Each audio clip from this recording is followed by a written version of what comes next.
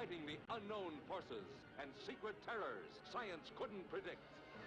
There's a monstrous thing aboard this station from the moon. That's what killed Weber. What kind of a monstrous thing?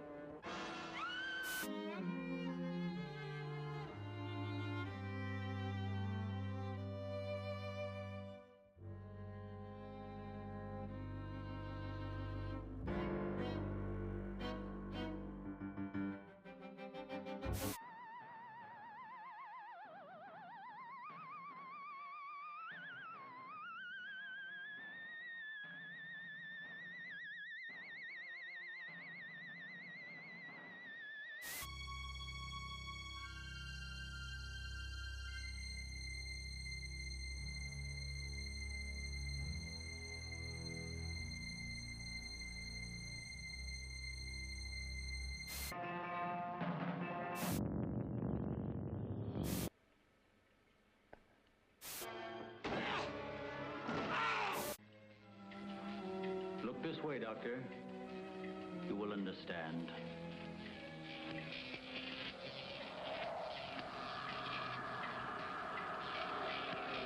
Here, Doctor. You are the first of your world to be looking at our solar system, the Astron.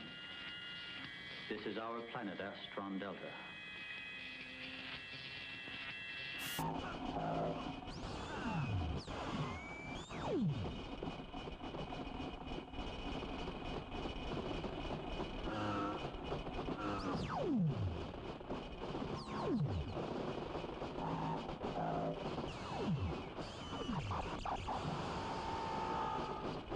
At the top.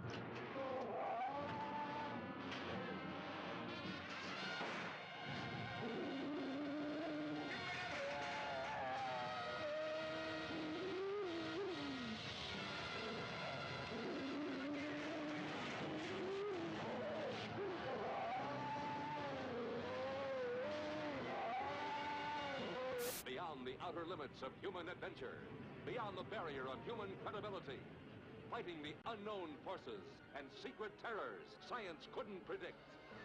There's a monstrous thing aboard this station from the moon. That's what killed Weber. What kind of a monstrous thing?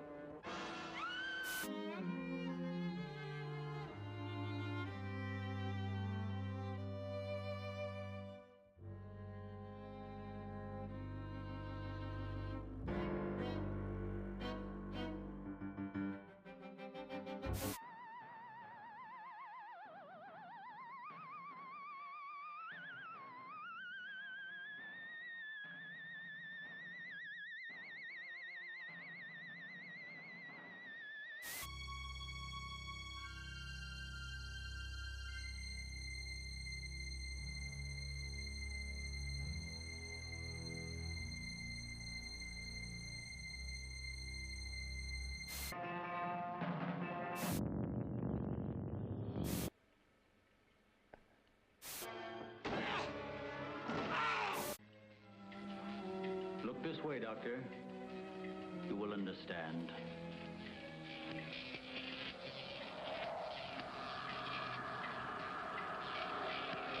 Here, Doctor. You are the first of your world to be looking at our solar system, the Astron. This is our planet, Astron Delta.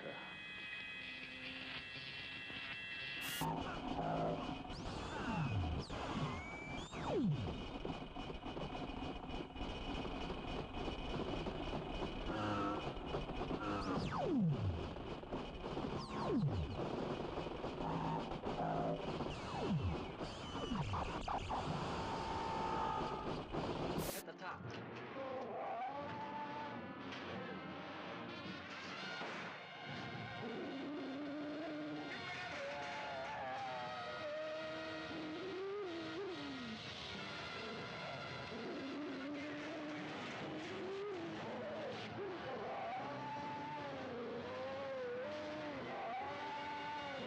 Beyond the outer limits of human adventure, beyond the barrier of human credibility, fighting the unknown forces and secret terrors.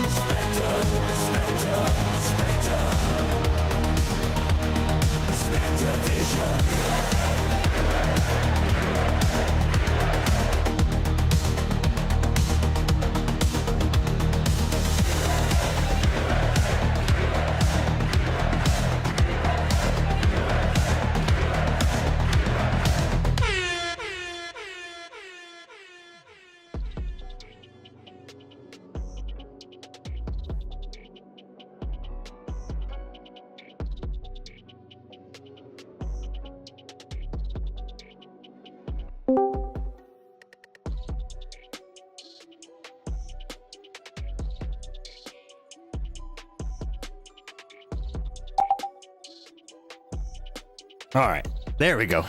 Sorry, it took me a while to get everything working right. It's been a few weeks since I last stromed. Since I last stromed it for you all. It's it's been a while, and I'm a tad bit rusty, so you got to bear with me a little bit. Anyway, how are you all doing tonight? I hope you're doing well. It is Thursday. No, it's Tuesday. It's 7 p.m. and you know what that means. It is time for some Spectre Vision. I am Londo. Let me know if I look a little too red or too orange. I changed the light bulbs in two of my lamps, and they seem to be a slightly brighter and a little orangier, and so I feel like I'm coming off a little too orange. But let me know, and I'll order some new light bulbs, I guess. But I hope you all are doing well. Yeah, it's been a couple of weeks. It's been very, very busy. And then I was going to stream last week, but my computer decided to update to Windows 11. And when it did that, it basically broke all of my plugins for the stream. And I had to go through one by one and like reset all of them. And it was just a big pain in the ass. It took forever. But you know, here we are. There might still be some things that are a little bit rusty, so bear with me. But yeah, so what we're gonna be doing tonight is we're gonna keep it kind of chill. We're gonna go back and play some more Pokemon TCG Live, and I'm gonna try out some new decks.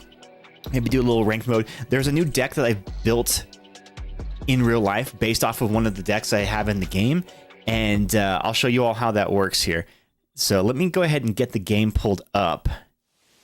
And the battle queue is open, so if you want to battle me, just hit !battle in the chat, and you will be added to the battle queue, and we can duke it out in there. Alrighty, here we go.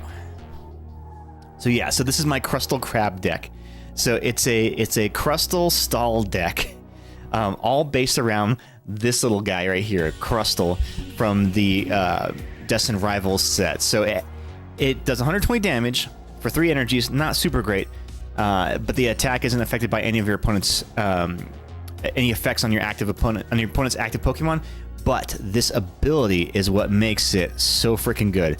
Prevent all damage done to this Pokemon by attacks from your opponent's Pokemon EX. Meaning, if it is in the active slot, it cannot be damaged by Dragapult EX, by Goldango EX, by Gardevoir EX. But in fact, there are very, very, very few attacks that can actually hit it. Yeah, so one of them, funny counter to this is a Mew EX. Mew EX, using the genome hacking, can copy this attack. And where it says right here, this attack's damage isn't affected by the effects of your opponent's Pokemon, meaning this ability would be an effect of my Pokemon. It can punch through it. But so far, Mew EX has been the only thing really to hit me. And in this deck, I also include lots of Mist Energies. And Mist Energies are really, really, really useful for blocking bench damage from a Dragapult. So Dragapult EX using the Phantom Dive ability allows you to place damage counters. Not if I have this attached. So yeah, super, super, super good card. I am liking it. So what I have been doing is have been kind of trolling people on the ladder. So I go in it, and I get a lot of people conceding to this deck because it basically renders their entire strategy useless. If they are running a very EX heavy dependent meta deck, it basically shuts them down to where they can't do any damage to me. Very, very effective. And so they just get frustrated and quit. Which, I mean, that makes sense. But that's what you get for over-reliance on EX Pokemon. So yeah, I've already reached the RCS, the top ranking in the ladder. So there's no more rewards for me. No, I'm just playing for fun. All right, let's see what this guy runs here. Well, I got a mulligan. That's fine. That's fine. Feed that cat. Hey, Ghost. Feed that cat. Feed that cat. What up? Feed that cat. Give him Remind me after this match, and I will feed the cat for you. I'm playing in ranked mode, so it's timed. I can't like pause it. But how you doing, Ghost? Good to see you. I'm using my my Crustal deck in ranked mode, so you can see how it works. So I finally have all of the cards for it ready to go. Although I made 2 changes to it today, but I swapped in a Switch card and a 06's Machinations, which I already have those cards, so I don't have to order those ones. But yeah, it's pretty much ready to go. And I have some green sleeves for it. 45 whole ass months.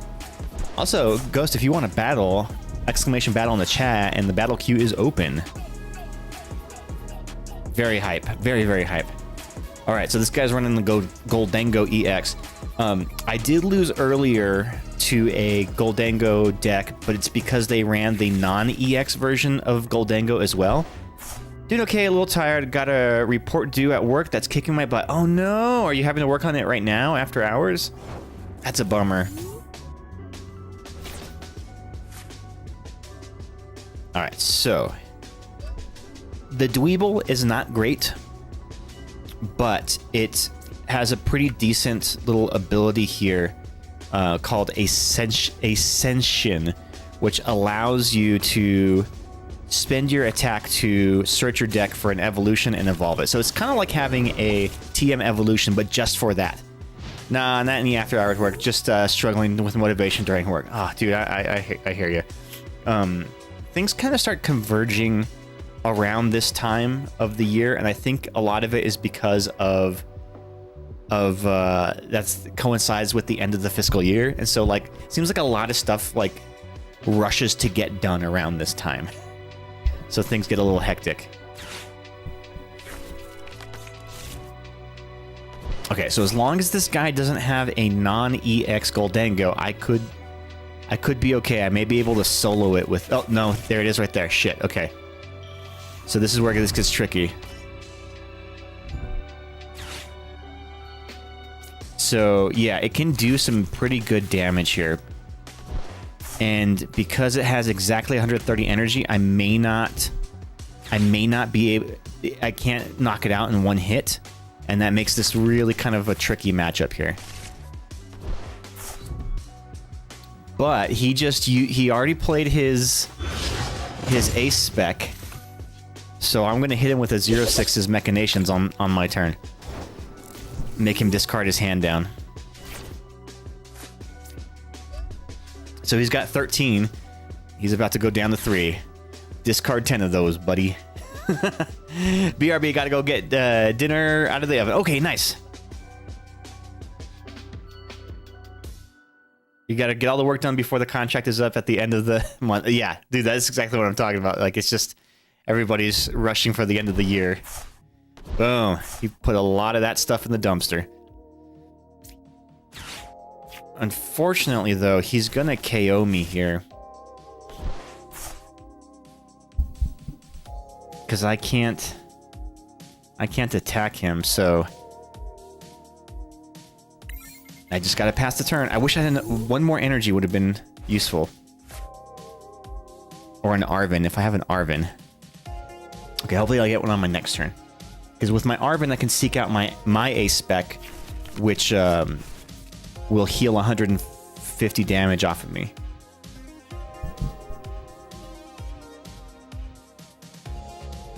So he can do 100 damage. Oh, okay, cool. So he didn't have enough. Nice. Dang, I didn't get what I needed. All right, let's Iono and pray here. Actually, yeah, we need the energy.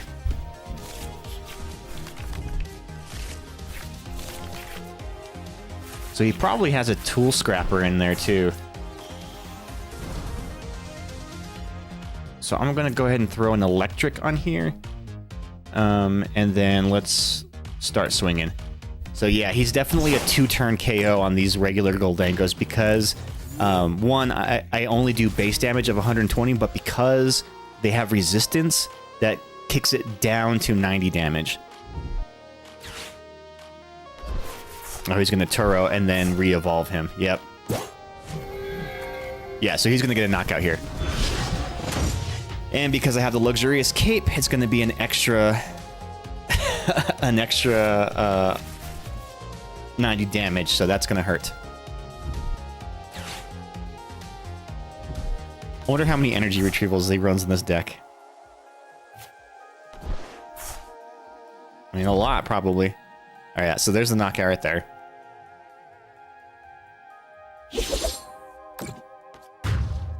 So he's going to take 2 prize cards for that. Well, this is a tough matchup just because of that Goldango right there. All right, let's Crispin. Get some energy going here.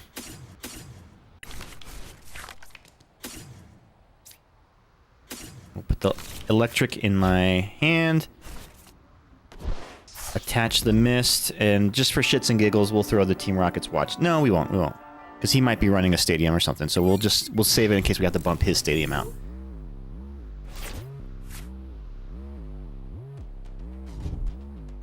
I saw what... So I've recently started playing Pokemon Violet, and I saw what it takes to get Goldango in the game. It's incredibly difficult.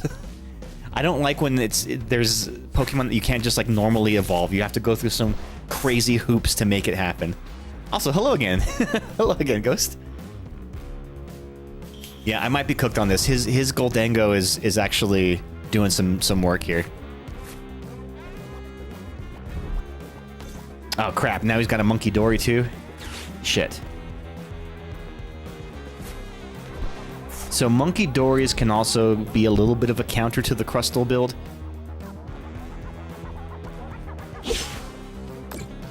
Yo, never heard of how to evolve Phoebus. No, how do you evolve Phoebus? Is it something stupid? It's like something incredibly like convoluted and stupid. Alright, I'm gonna go ahead and I'm gonna get my Ace Spec, and I'm gonna get another Luxurious Cape. Also, how you doing, Dope? How you been? Random place it can be fish. What? Ugh.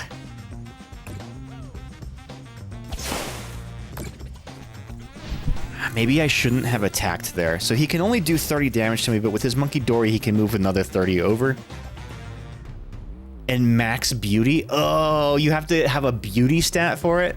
Stupid. Yeah, see, that's just... Who is that for?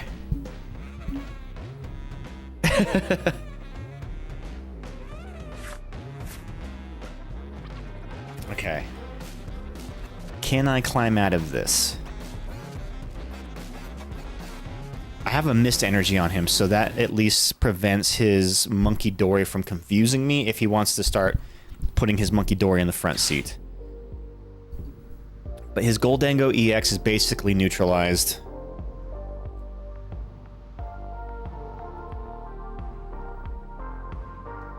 It would be good if I had a boss's orders. But I have to get his Monkey Dory off the board first. Targeting his Genesect could be a strat, because it has a 2 retreat cost, so he's got to pay a heavy price to get the Genesect out of the driver's seat.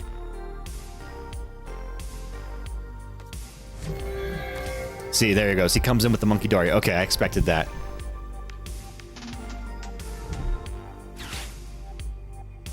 Yeah, so he thinks he's going to cause confusion on me, but what he's going to realize is that my Mist Energy will block that. So he'll do 60 damage, which ain't no slouch, but I will not become confused. Now, utilizing Pokevital A, I will heal all that damage off of me. They're going to get very frustrated from that. And we swing for a knockout here.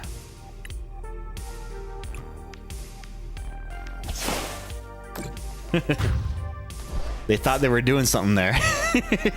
They thought they had me. They're like, I want to confuse him. Nope, not today, Junior.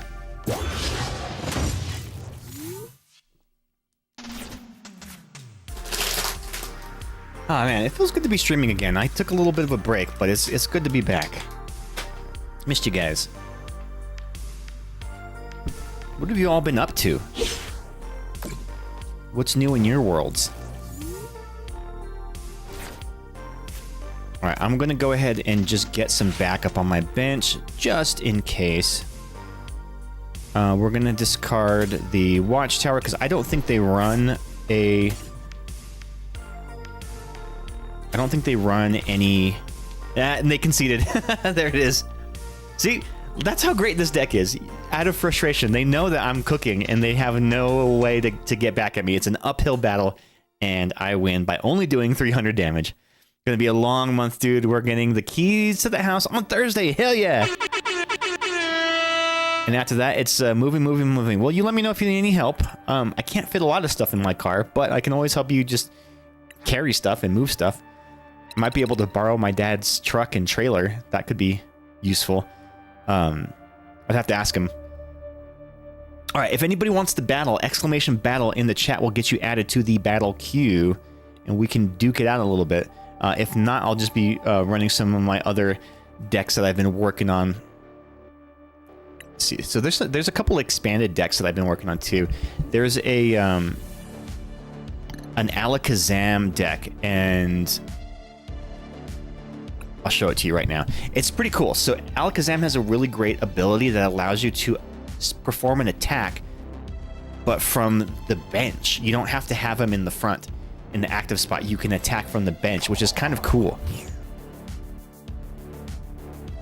It's not. This isn't a super strong deck because it's a little slow to set up, and I haven't tested it against live opponents, but against the computer I do really well. Every now and then there'll be a computer match where I just draw really, really poorly. So not only is it Alakazam, but it's also like a very poison-heavy deck too.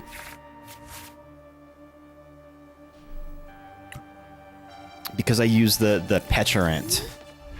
So Petrant is great because as long as it's in the active spot, you put 5 more damage counters on your opponent's poisoned Pokemon during checkup. So instead of putting 1 damage, you put 5. So you can really just poison them, slow poison them to death. I also run Monkey Dories in this too. So I can send damage across, and the idea is that you're putting enough constant pressure on them that they are not able to keep up with you. We've got the Cornerstone Mask Ogre Pawn, just in case I need to stall a little bit more, and they've got an EX. Alright, that's probably good for there. Lugia V. So I actually bought this card in real life, and it wasn't even an expensive card, but I love the frickin' art on it. It is so cool. And that's not even like the SIR. Alright, let's see. Let's nest ball. Let's get a Monkey Dory here, because we're probably going to need one. Get a Monkey Dory down. And then we're going to Arvin to get another... to get our Abras down. And I guess I can take one of these ones. Unfortunately, I can't cause any poison yet, because I don't have any energy. So we'll get the Abra down. We'll put a Perilous Jungle up just so it's there. And then I'm going to Earthen Vessel away the... We'll do an Arvin. Get 2 energy here. But I'm going to attach 1 to the Monkey Dory instead of to the Petrant. Alright. Good turn. Good turn. We passed the play over. This Sunday I'm excited because it's the pre-release for the new Mega Evolution set for Pokemon TCG game, and I am excited for it. So basically you go and you get a free build and battle box, and the idea is that you get a pack in there that you have to play a tournament with, and you get some free packs. It's super cool. And there's gonna be lots of prizes and whatnot. Very much looking forward to it.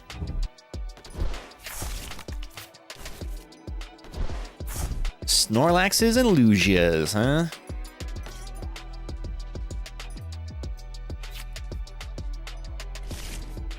Oh, the Archeops. There we go. Oof, that does a lot of damage. Holy cow. All right, so we're gonna go up with the Cornerstone Mask and change our tactic up a little bit. So the Cornerstone Mask is great because its ability says, prevent all damage from attacks done to this Pokemon by your opponent's Pokemon that have an ability, which means the Snorlax cannot damage me. All right, we're going to attach an energy to the Abra. We're going to Hilda to get us another energy and evolve into Kadabra. You know, you don't see a lot of play from Alakazam just in general. I feel like he's a very like underutilized Pokemon. So it's cool to see him in this deck. I feel like I did him justice. Represented him well.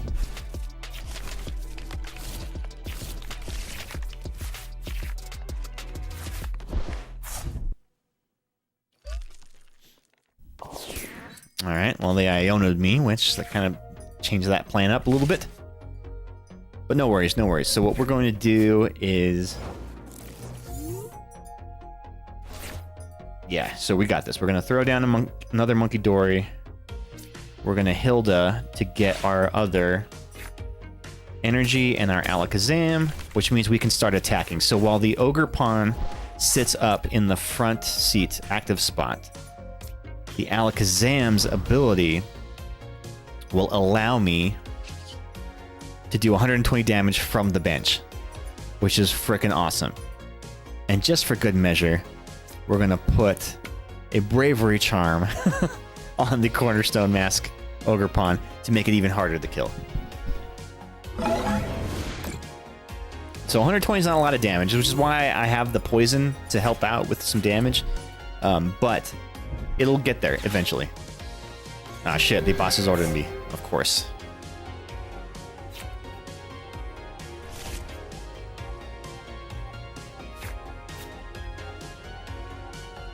And he can attack now. Oof, 200 damage, that's a lot. And it discards my stadium. Oof.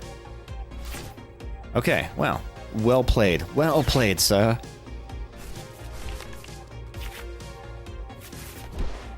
Ah, damn, what I really needed was a darkness energy here. Alright, well, what we're going to do is we're going to retreat him anyway. And we'll put the Cornerstone Mask in. Power back up the Alakazam. And then we will Adrena Brain. Alright, back for real. Welcome back again. What deck is this? So this is my Alakazam deck. So Alakazam is really cool because of this ability. Dimensional Hand. This attack can be used even if this Pokemon is on the bench. Meaning, I just put a big block up in the front, in this case the Cornerstone Mask Ogre Pawn, which cannot be damaged by Pokemon who have abilities to soak up damage. Monkey Dories will send damage back across, and then I punch from my bench with Dimensional Hand Alakazam. I also have some... I run a Petulant and a Brute Bonnet in here too, so I can do some poison damage too, which I have not gotten up yet because it I had bad draws, but and then my Petulant was killed right away. Chats, cheats, hacks. I do, Nate. Yeah, see, so he can't damage me with the Lugia. Hell yeah, special conditions. And I'm just gonna heal all this damage off of the Alakazam. I know, we don't use them enough.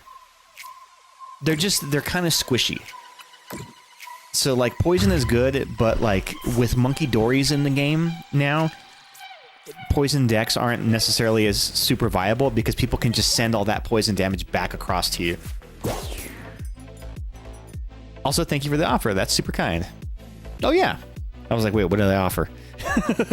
I had to remember. So here's where we started doing some work too. So I also have a Blood Moon Ursaluna just in case at the end. But this Brute Bonnet. So Brute Bonnet's really cool. You attach the Ancient Energy Booster Capsule, and it can do this. The ability Toxic Powder. Once during your turn, if this Pokemon has an Ancient Booster Energy Capsule attached, you may make both active Pokemon poisoned. Don't mind if I do. So they're poisoned. And any poison damage that I take from on my Ogerpon, I'm going to send back across to them with my Monkey Dories. So let's see if I can get maybe an Arven here. No. We'll take, you know what? We'll take the youngster, actually. So we'll shuffle my deck, hope that I get another Darkness Energy. No, but I got my Maximum Belt. So Maximum Belt actually doesn't do anything in this against this opponent because they run V Pokemon. But Maximum Belt attached to the Alakazam will do an extra 50 damage to opponent's EX Pokemon. So when I attack from the bench, it'll do 170 damage, which is super handy. All right, we're gonna play this Earthen Vessel, getting rid of the Pokegear, and get us some energies here.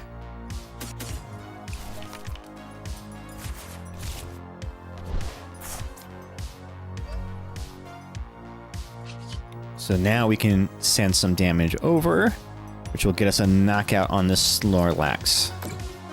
30 across. And then attack with the Alakazam from the bench. So they didn't even need to be... they didn't even need to be poisoned. But the poison's good because it gives you something for your Monkey Dories to throw.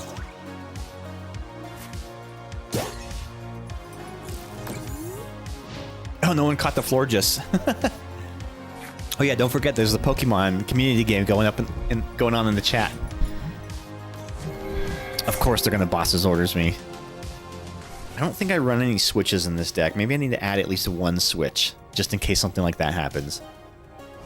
So I can get my Monkey Dory out of it. Oh, although I have my Latias, so that means my retreat cost is free. Aha! And let's start sending some more damage. Life's too short to not be a switch. Exactly. It's just the spice of life, right? Variety is the spice of life. And all that damage that they had done to my Alakazam is just getting sent right back across to them. You know, I shouldn't have put it on Bibarel. I should have put it on their bench, but oh well. You make mistakes. Sometimes you make mistakes. Such is life. I'm going to go ahead and Iono. Because I do run an Area 0 Underdepths in this deck too, so I can expand my bench even more if I need to. But we did not pull into it. Alright. We'll just get the knockout here. Yeah, I should have spread that damage across their bench instead of on the Bibarel. I don't know why I did that. Oh well. Ooh, there's another Petrant. So if I can get a Petrant down and put it in the active spot, the poison will do an extra 50 damage per turn. Haha, they got tails. Misagoza. Dude, how many freaking Boss's Orders does this guy have in his deck?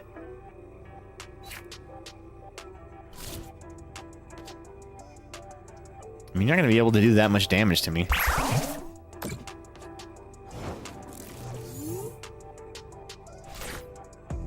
So I basically have this match in hand for sure. So we're going to retreat back into the Ogerpon.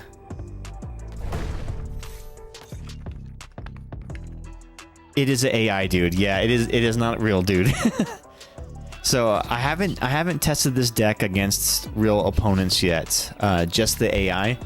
And, you know, that's why it's the AI always runs expanded decks and not, like, current decks. Which I wish you could, like, select what kind of opponent the AI uses. Like, I want to play against, like... I want to test my deck against a Dragapult or something, you know, to see how it plays. And then... I guess I don't need to put another energy down. Let's see if we can get that Area 0 under depths. Right? Like they gotta have the metas built into... I know, right? But I think at the time, these were like viable decks. because this one actually looks very similar to the World Championship deck, the Lugia V-Star one of like 2023, I think it was. Get that knockout there.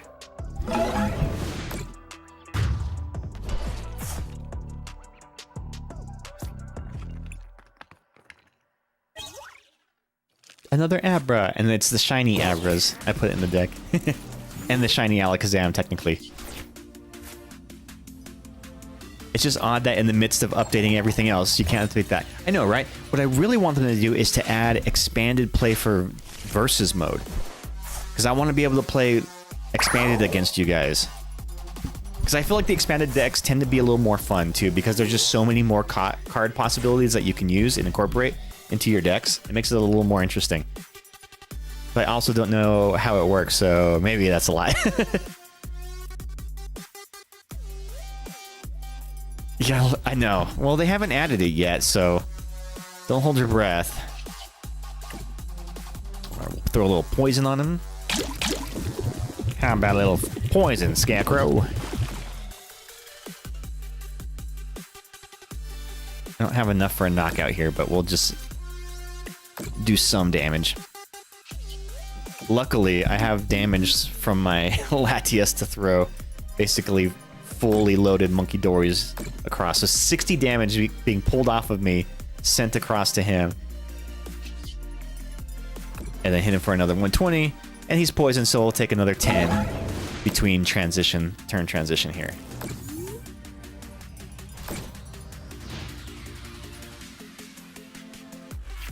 I mean, we basically, when we play at Poke Night, we're basically playing expanded anyway.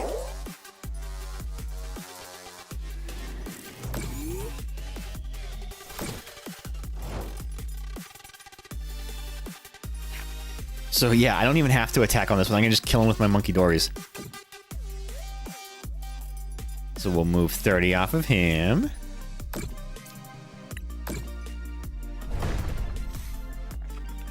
And we'll move 20 off of him.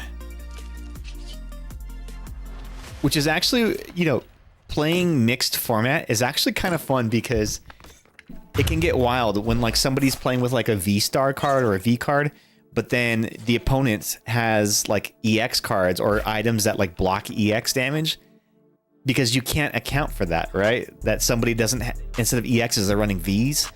So yeah, it just makes it a little more interesting.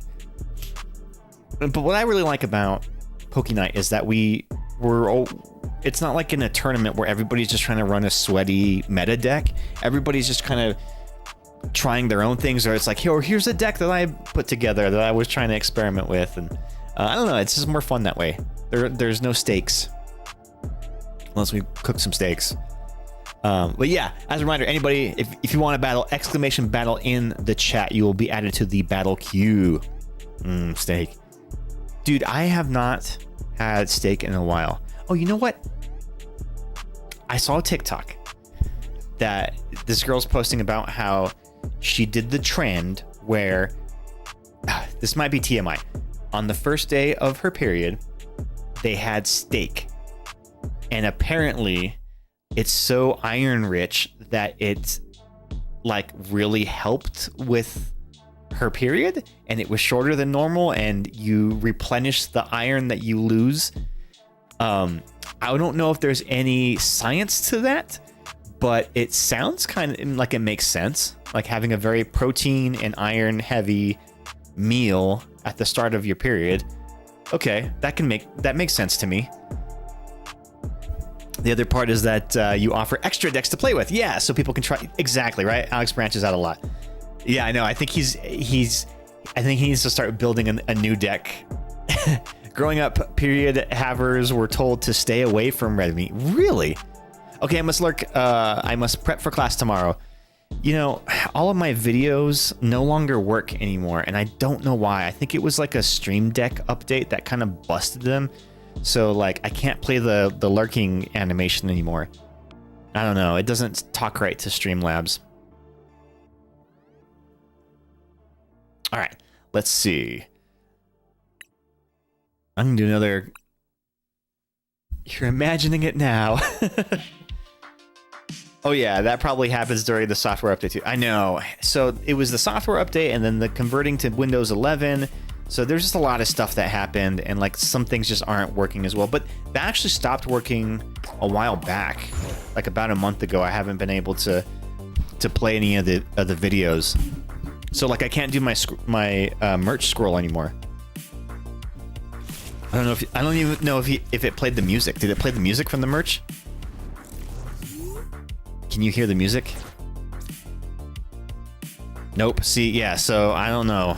I don't know what the hell happened. I'll have to dig in for it. Oh, so I figured since we have skipped a few streams for pack opening, the pack opening portion of today's stream, I'm gonna offer up a couple of different variations of something kind of big, like a box, and it'll let you guys pick which one we open. Yeah, it's super weird. I don't know. It must be something about like the plugin and how it functions that's not talking to Streamlabs anymore, but it's very obnoxious. Oh, good. This guy's running. He's running the Dust Skull lines. Hey, onward! Hi, Legend. Just want to pop in real quick and say hi. How you doing, dude? How you been? Thank you for that sub. Well, let me feed Archie real quick. Oh, and I owe him one from Ghost too.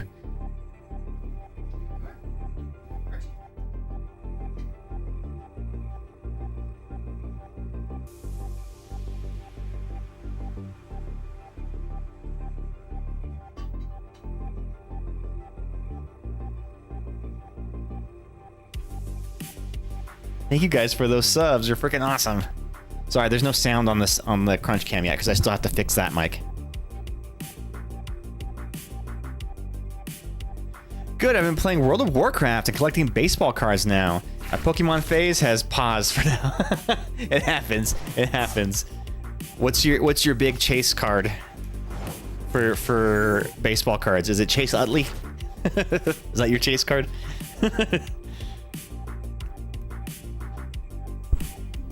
All right, so yeah, this guy might be able to beat me here because the problem that I have is that Chi-Yu and his Dust Skulls, so I can't target all of them, which is going to make things kind of difficult for me. All right, dude, have a good night. Thank you for popping in. Thank you again for that sub, dude. You're awesome. I'm so happy to see you. Crap, I don't really have anything I can tech around this, so hopefully he doesn't evolve both of his Dusk Skulls, because if he does, if he evolves them both, he's got enough to KO me here. I mean, if he has a Dusk Noir with a rare candy and a Dusk Clops, then I am done.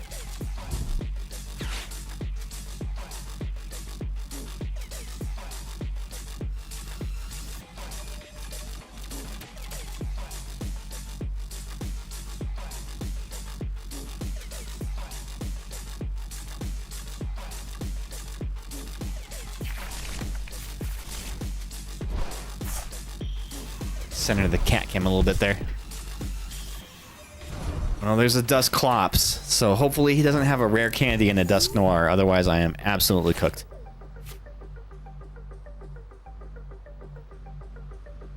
Oh, okay, even better. So here's what we do.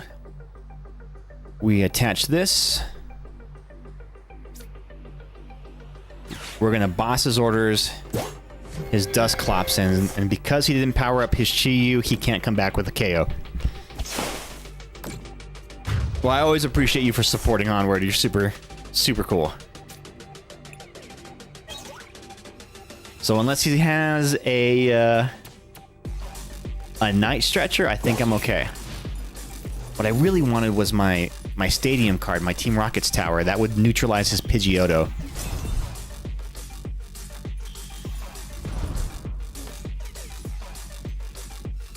Yeah. Get your freaking Charizard up.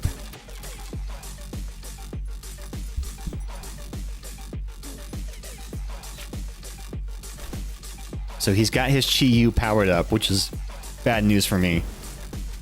Now he won. Damn it. He got the KO. Wah, wah. Well, I didn't expect he'd get that Charizard up to power up his Chi Yu yet.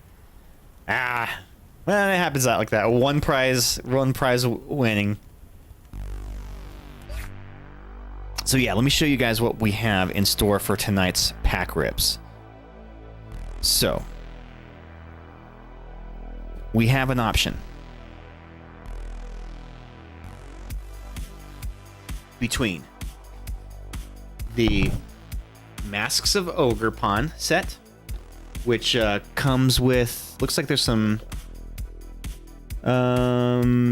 Twilight Masquerade. We've got some Surging Sparks in there.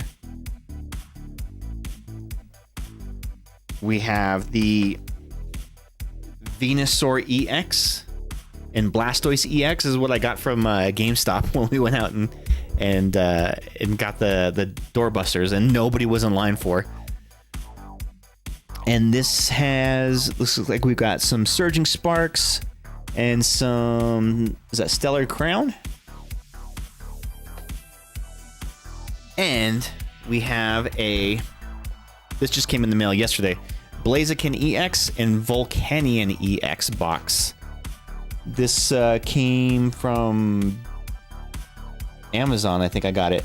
And it's got some Journey Together and Destined Rivals in it. So yeah, those will be the three that'll let you guys decide which one we open. So just a little teaser of things to come.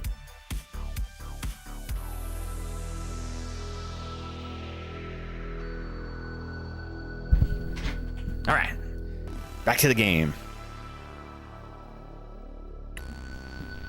Ghost, do you want to play a match?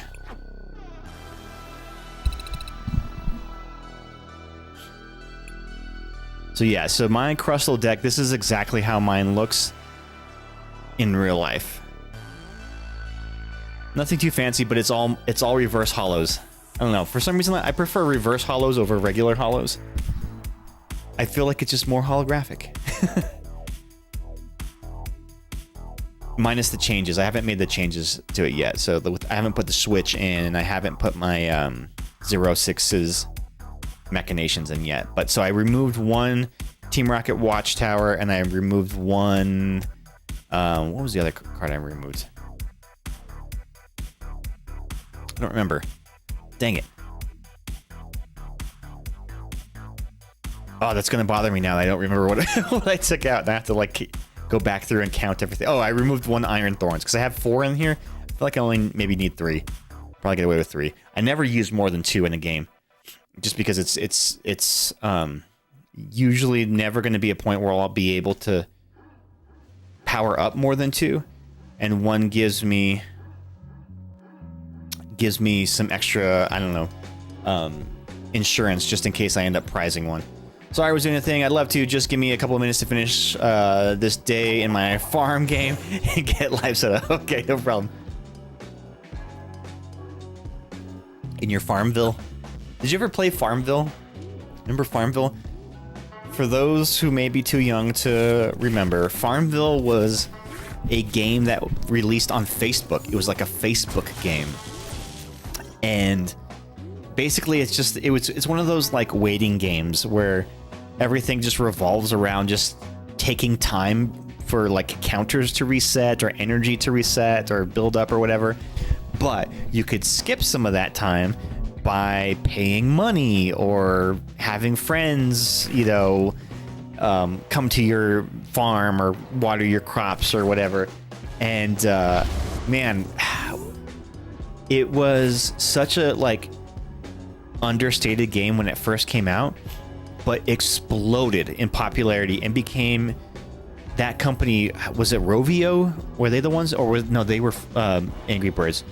That was like the biggest gaming company at that time, even bigger than Nintendo or PlayStation. Not Microsoft, because Microsoft is a bigger company overall, but like one of the biggest video game companies was whoever made Farmville. Was it Gameloft? I don't know, one of those ones. So crazy. So there is something to be said about the accessibility of games like that. All right, so this guy's got the same kind of setup here. Okay. I have to be careful with what I do in hopes that they don't boss's order me. Can I buy myself another turn? Dang it, I should have put the energy on the Iron Thorns and used Turbo Energize. Damn it. I already fucked it up. Ah. Zynga. Yes, Zynga. That was the one. Yeah, dude, like they were like the biggest game publisher at the time, which is wild. So like how much, and that's the thing about those early like free-to-play games is they were so microtransaction-y. And this was before there was any kind of regulation and before people like caught on to the idea of microtransactions, and now they know better. But yeah, they were able to really take advantage of people like that. And so just 50 cents here and $1 here and whatever. And before you know it, people are just spending more on a game like that, on a free game, than they ever would for a, you know, a disc copy of a physical game or something. That's why Fortnite is like the biggest game of all time, because it's a free-to-play game. But they make all their money through the microtransactions and the revolving shop that gets people like very, oh no, this is a limited time thing. I gotta buy it now or I won't get another chance to. And so that's how they get you. That is how they get you.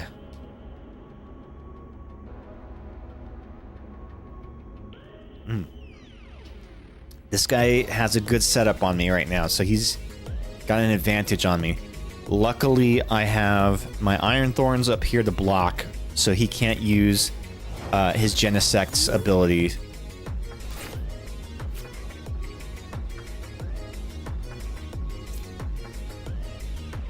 Damn, I really need... Alright, here we go. I'm gonna roll the dice on this. Hopefully, I Iono into a Crustal and any other energy. I need a Crustal and any other energy. We did not get it. Damn. Oh well.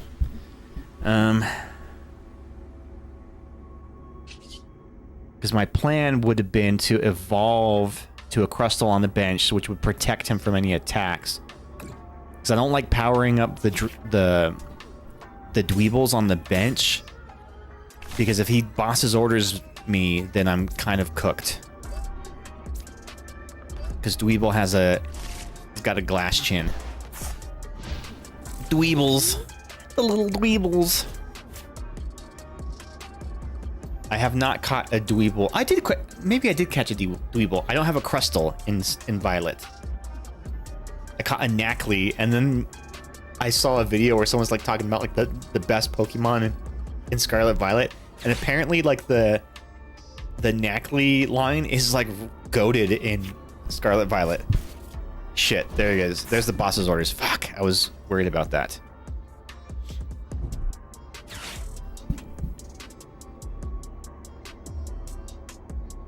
So what this means now is I'm just gonna be back to a slow start here. Now he's gonna evolve his Goldengos.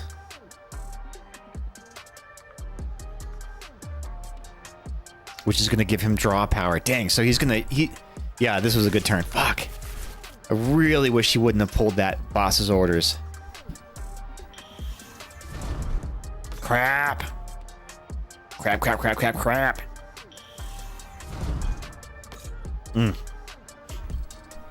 Yeah, so they're all gonna hit the coin bonus. He's gonna at least... All he needs is 2 energies and he's got a KO on me. Which means these 3 energies that I have attached to the Dweeble were for nothing. Ugh, this is gonna hurt.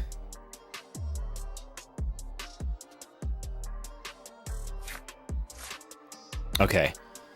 Gotta get resourceful here. It's okay, we'll take this knockout.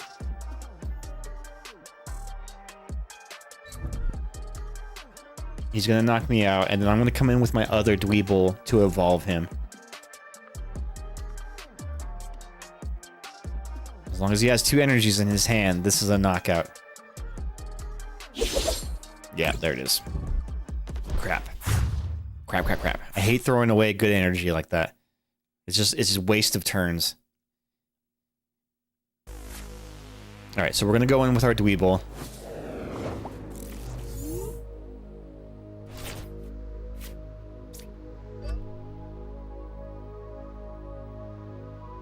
And, oh, you know what? Let's, yeah, let's Arvin. So we'll get our cape and a super rod. So we're going to attach our cape. We're going to super rod. Get all this stuff back out of the dungeon. And that should give us a little bit of breathing room here.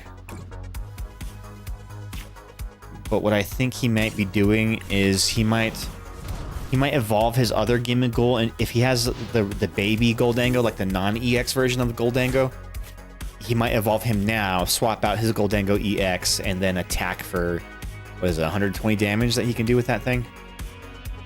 Which puts me back into a tight spot.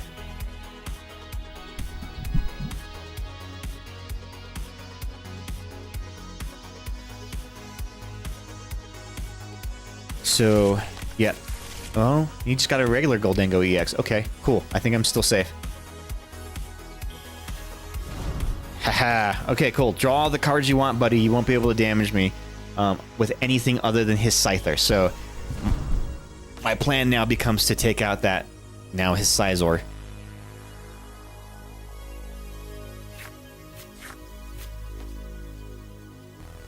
Because that becomes the prime threat right now.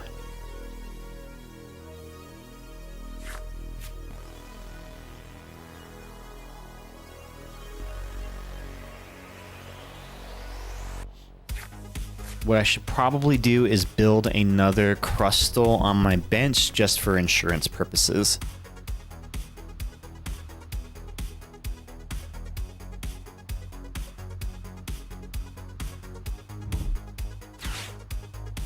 Yeah, so what he's probably going to do is try to get his Scizor powered up here and start hitting me with him. Because he can do a lot of damage. Does 50 more damage for each of your opponent's Pokemon in play that happens an ability, so that'd be 110 damage he can hit me with. For insurance purposes, like you're committing fraud. I know, right? It's the CYA method of Pokemon battling. CYA meaning cover your ass. So, George A. Romero, my favorite movie director of all time, did Dawn of the Dead, Night of the Living Dead, Day of the Dead. Like, I love him. Love his movies. Super cool director. Like his approach to filmmaking was very like indie focused, very resourceful. But he called his style of filmmaking. So he was an editor before he was a director. And he would just shoot as much coverage as possible. And he called it cover your ass. The cover your ass method of filmmaking, because he's like, you never know when you need to cut away to something, or you can recut a scene to make it play differently or whatever. So he would just shoot lots and lots and lots of coverage, and that's how he made his movies.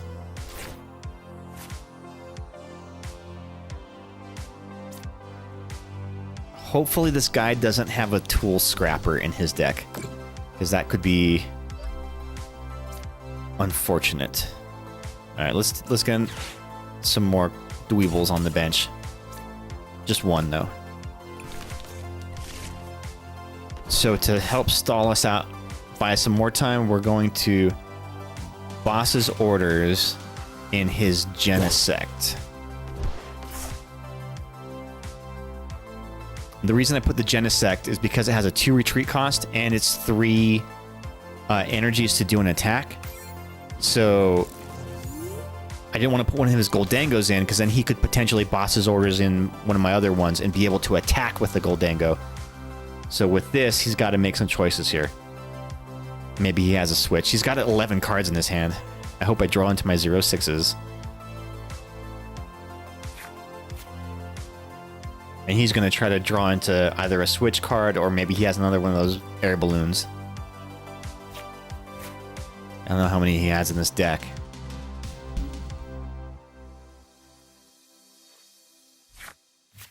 He's trying. He's using everything he can to draw. So maybe he can get what he needs. Ah, Turo scenario. Fuck. That's just as useful. So he's going to take the Genesect off the board. Come back in with his Sizor. Damn.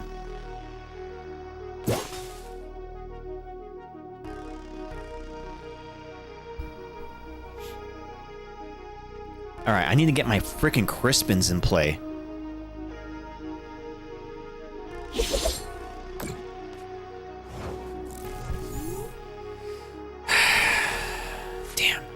Damn. Dude, I am not getting what I need here. And I can't even retreat. Now they're emoting at me. I'm just gonna cry. Yeah, so I don't really have a move here. I'm just gonna end my turn. So he's gonna get a knockout on me for 2 prizes. And that's not good.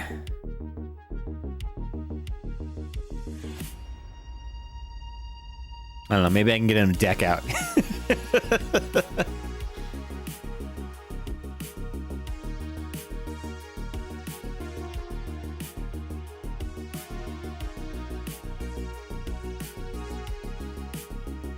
Yeah, man, what I wouldn't have given for an Arven. Because then I would have been able to get my ace spec so I could heal up. Damn. Alright, so he's taking 2 prizes there. Again, my energy goes in the dumpster. Fuck, that's no good. No good, dude.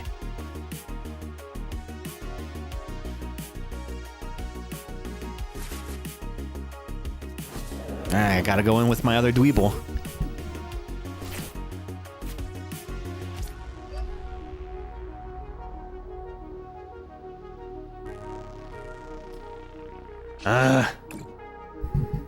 Yeah, so my problem this round is I just didn't get my energy. I didn't get enough energy fast enough to be able to attack.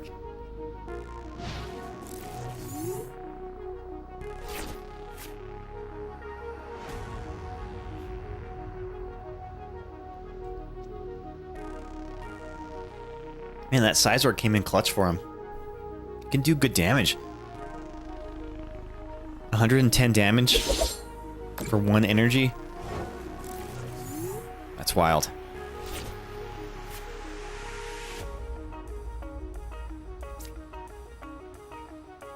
Yeah, I'm gonna go ahead and concede. Alright, Ghost, you ready to go? You ready to play?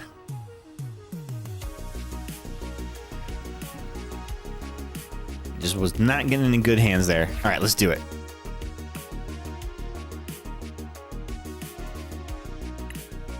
And then we will switch over and do some pack rips. All right, let's see. What are we gonna do? What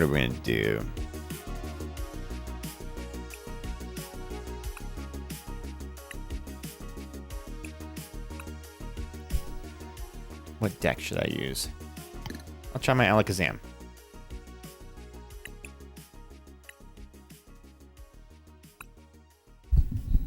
All right, let's try this out. You'll be the first person to ever face this Alakazam in a real battle. Oh, I love that you adjusted your avatar's hair to reflect your haircut.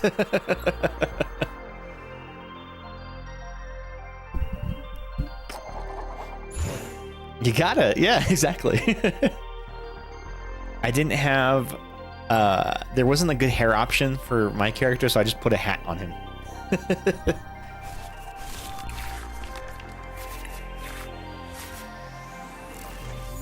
Oof, this was not a good draw. Okay.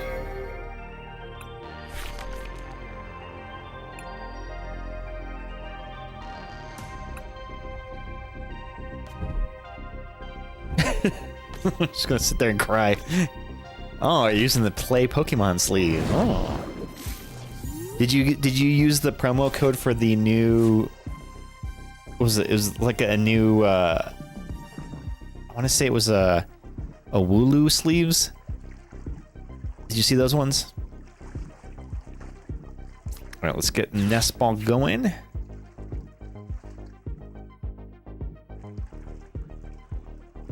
I think the code is still active. I'll see if I can find it for you.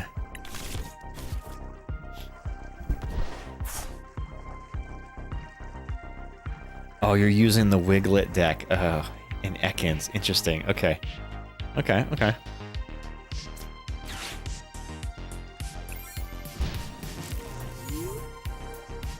Let me see if I can find that promo code. I'll send it to you.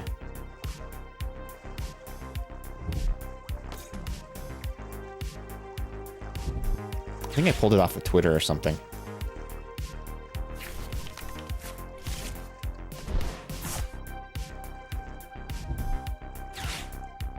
I don't know. You gotta give me a while and I'll look for it.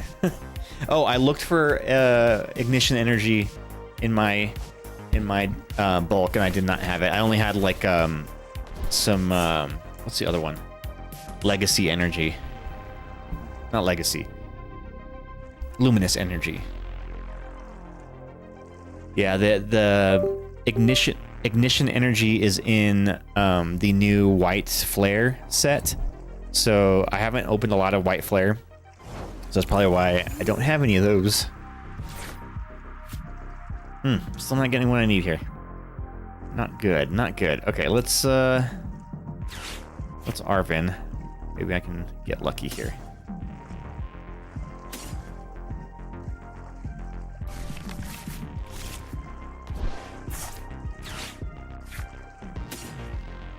Get a couple arrows. Such a cute Arvin card. I know, right?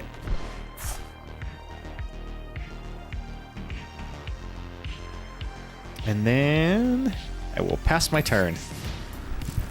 So as long as I can get set up before before you get your Wug trios going, I'll be okay. Ah, crap.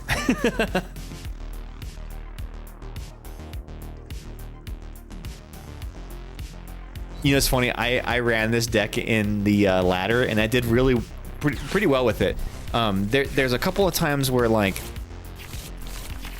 I just don't get set up enough, and they're just able to steamroll me. But there is a good way to counter this Wug trio, and I already kind of screwed it up. But the way that you kind of play against it is you don't overset your bench, so you keep it light, and don't get overly reliant on your bench. Because the Wug trio doesn't really do a lot of damage. Alright. You only got one heads. Oof, lost a Night Stretcher and an Ultra Ball. Crap.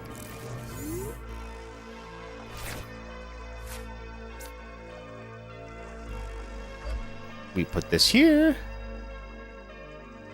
And we'll put this here.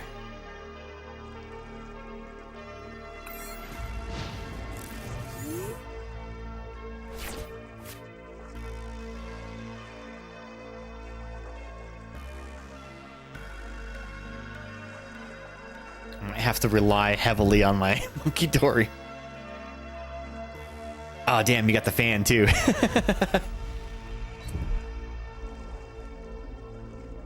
Moving energy. Yeah, see, that's why. That's why you don't want to overset the bench there.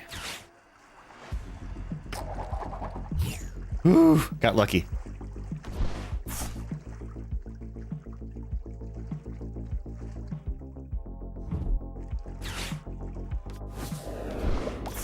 Good move with the Badoo. Okay, good move.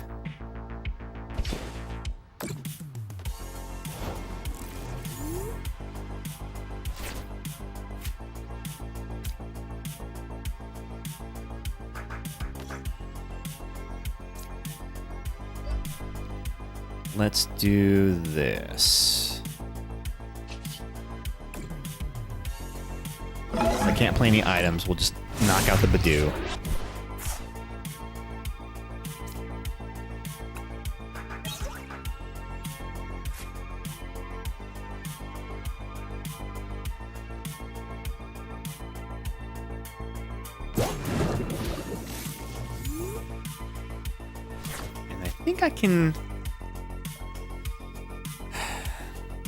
I mean, I think the way to do this is to not try to punch around the Wugtrio, but to punch through it. So I've got to get enough damage going.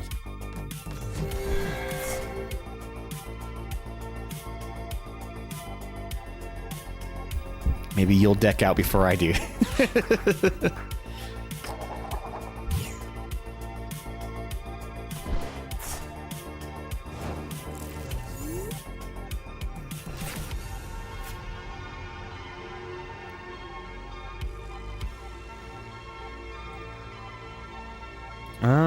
What can I do here? Yeah, let's Arven.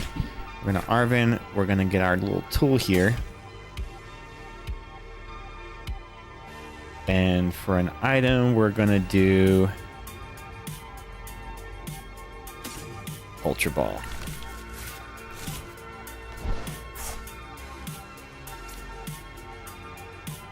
So let's do this. We're gonna put this up here.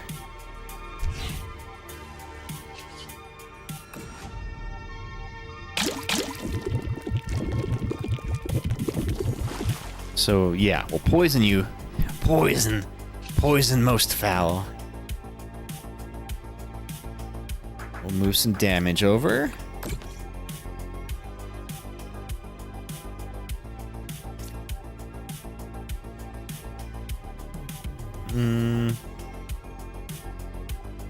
Let's Ultra Ball. Get rid of these two. That's a tough thing to pitch, but it may be worth it.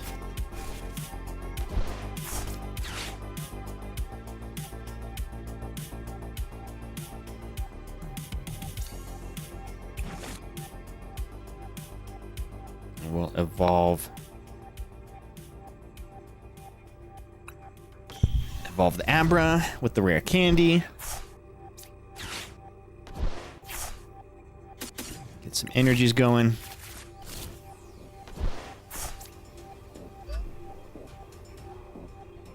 And pass.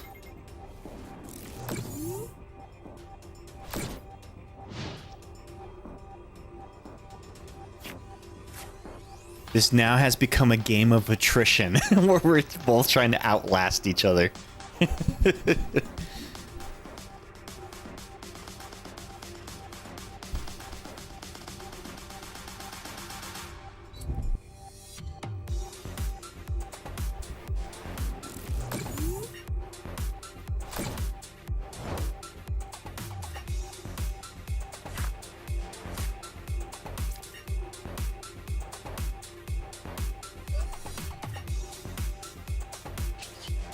Now I can Adrena Brain some damage over.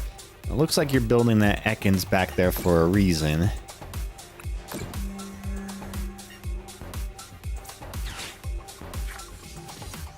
No boss's orders. Okay. Let's do this. We'll do a Youngster. Youngster.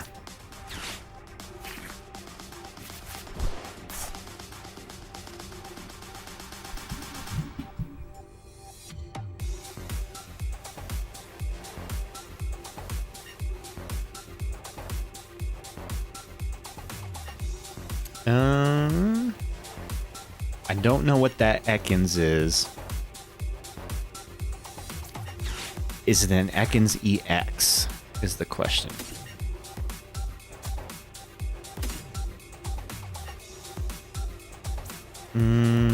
Yeah, let's do Latias. Latias probably is the better move here.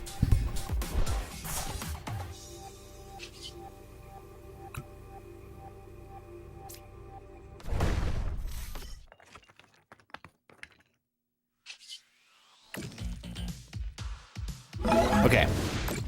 Now we're rolling.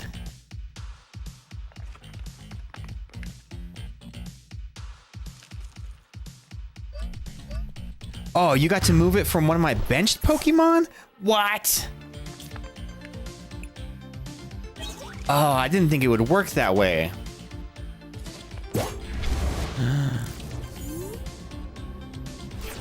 From one of your... Move an energy from the attacking Pokemon. Oh, it's not from the active Pokemon.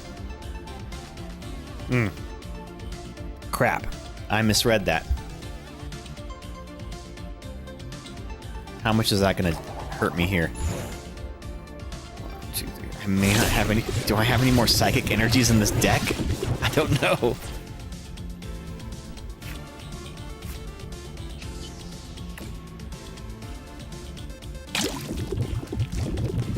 Okay, I think we're still alright. Here's where we get our Petulant.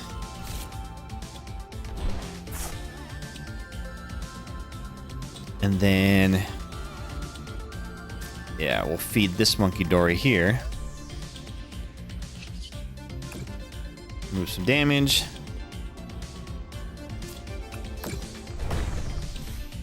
Retreat.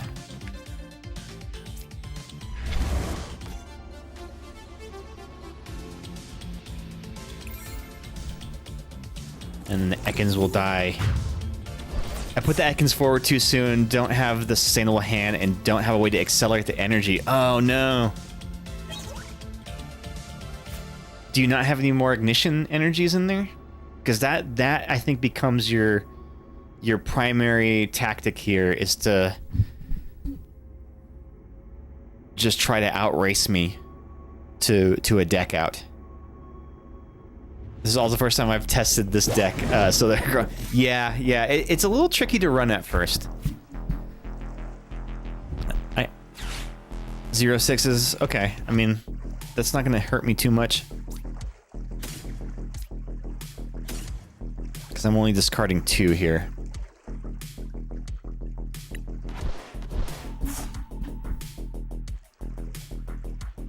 But with my Petulant up front,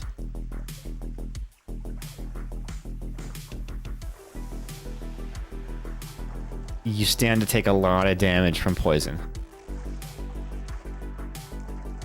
And I think that's what a strength is of my deck, is I don't necessarily need to do damage through attacking. It's the poisoning that's saving me here.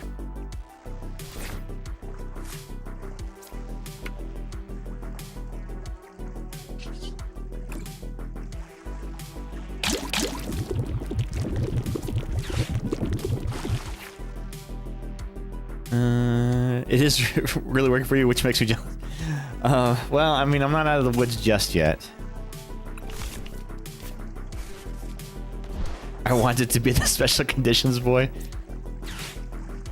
Well, didn't you make a...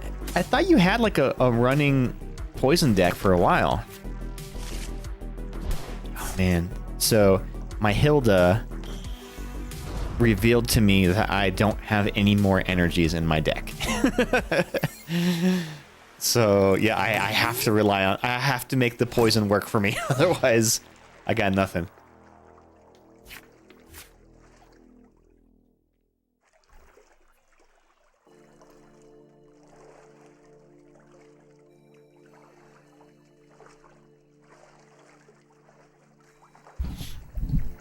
Yeah, my Clodsire deck, I tore it apart for us. Oh, okay, gotcha.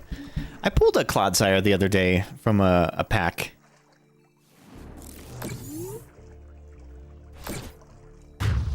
I've seen people run that with like the binding mochis, and it can be useful in that because the mochi adds extra poison damage.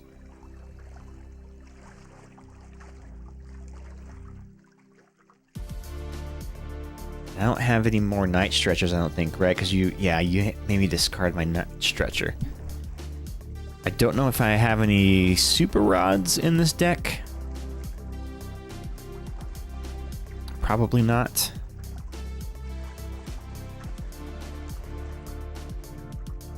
I did Binding Mochis, Janine, and Perilous Jungle. Heck yeah! So you just stack all that poison damage on there. Nice. Did you have any Monkey Dories in that deck? What does Janine do? I forget what Janine does.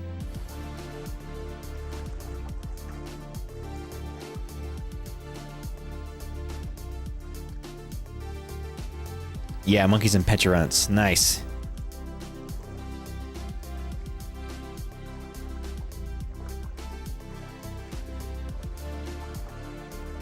It is your move, Ghosty.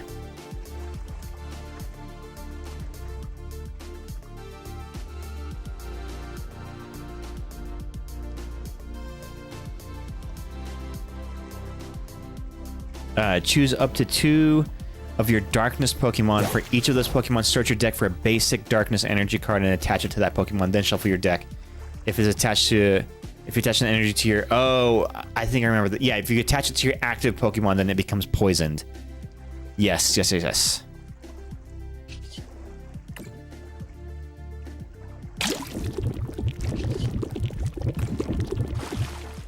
Yeah, I think I have the momentum here now to run away with this. Sorry, I'm getting confused between chat and the game. But yes, you do. It's not bad. If I can get it set up, it's pretty cool. Which was really funny because your Wiglet actually put the pressure on in the beginning to make me have to change my strategy from relying on my Alakazam to do any damage and just focus on the energy. I mean, the poison. So yeah, I really had to switch up the play here.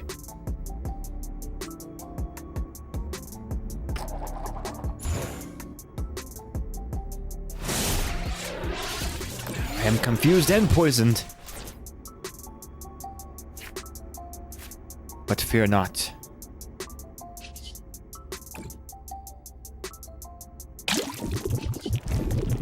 GG's, dude. Yeah, the Wiglet is can be a very good like troll deck. And I played a little bit of it in the ladder. But I had a lot of success with the Crustle deck, and the Crustle is such an easy deck to run too. But if people are playing with non-EXs, then it absolutely crumbles. Like, it does not stand on its own. But against all the meta decks, I have freaking dominated with that thing. I went into a 15 win streak with that. And then the only reason I lost is because the game froze before I could take another win. All right, let's mix it up here. We're gonna do some pack rips. So Ghosty, I will actually let you decide which one we do.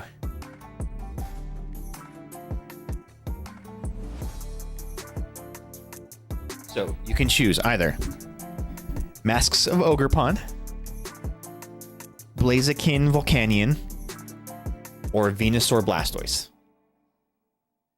You choose it.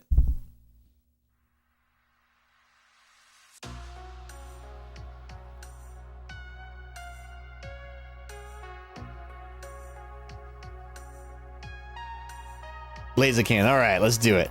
All right, let me get my mat set up here. I got rid of the other gaming chair that I had in here, so now like I don't have anywhere to put my keyboard.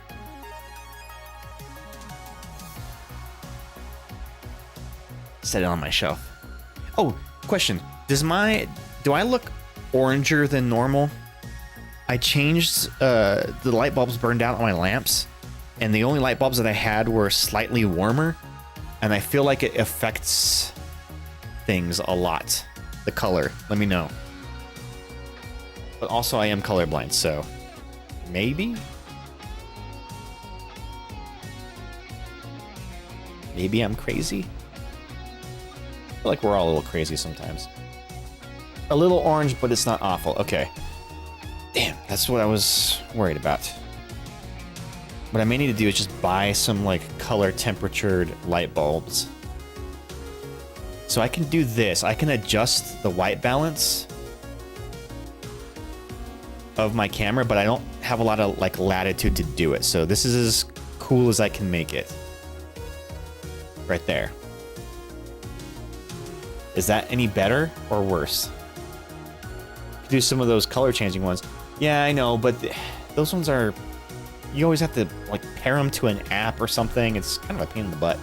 I just want some regular old light bulbs. Does that look better what I just did right there? Yeah, it's different. Okay.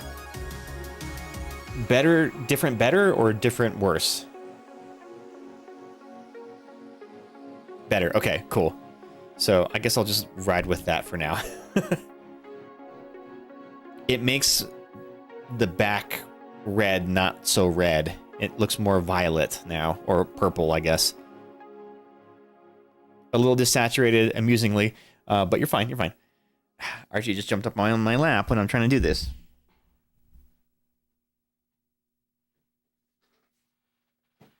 All right, so we're gonna do the Blaziken and Volcanion EX Premium Collection box. This was an Amazon exclusive. I was able to get it on an Amazon drop. Hey, buddy, I need you off my lap. Just over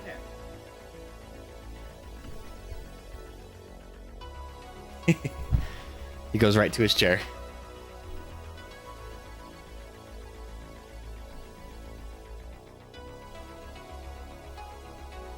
All right. And I haven't done some pack rips in a while. So this is gonna be a nice change of pace here. Sorry, give me 2 seconds to get this set up.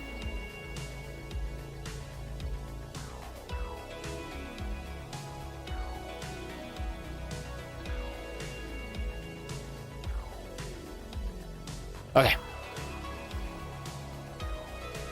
Your son is more important. He is not. He knows where he stands. Give Archie some love. Okay, will do. How you doing, honey?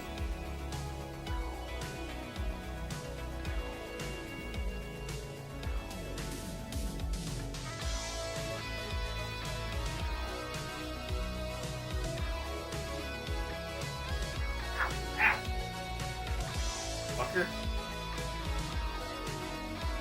Ow, that one really hurt. Ouch. Little fucker.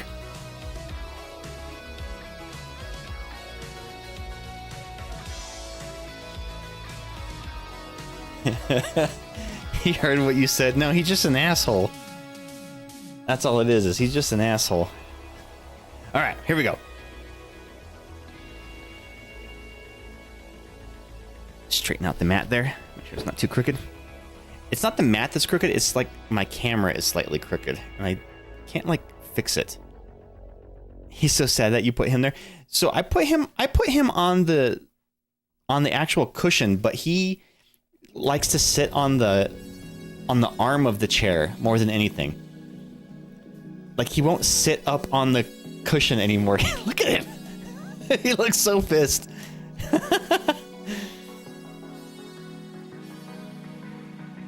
He's a little punk. Actually, I think he's tired. He's just sleepy. He's not pissed. He's just sleepy.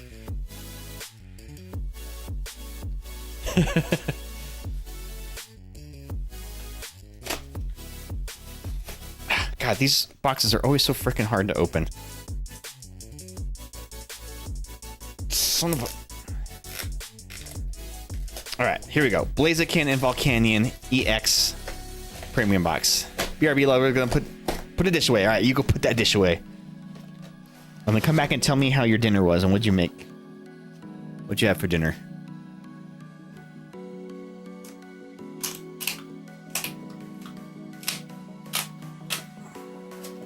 Remember to always recycle your Pokemon products. There's a lot of plastics and papers and recyclables that you should always, always, always recycle.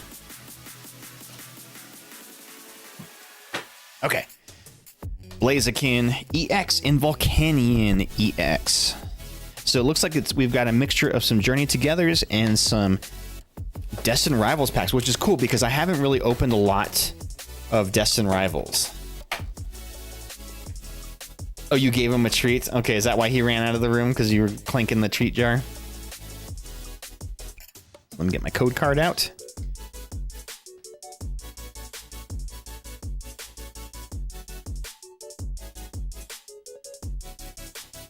Okay, I love you. Bye. Bye.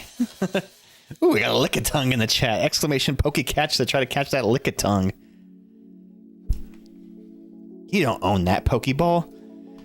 What are you trying to do here? Scam us? I really wish that they would incorporate trainer attacks into a Pokemon game. You don't know how much I have the urge in the game to just run up to a Pokemon and kick it. Especially when it's beating up on one of my Pokemon.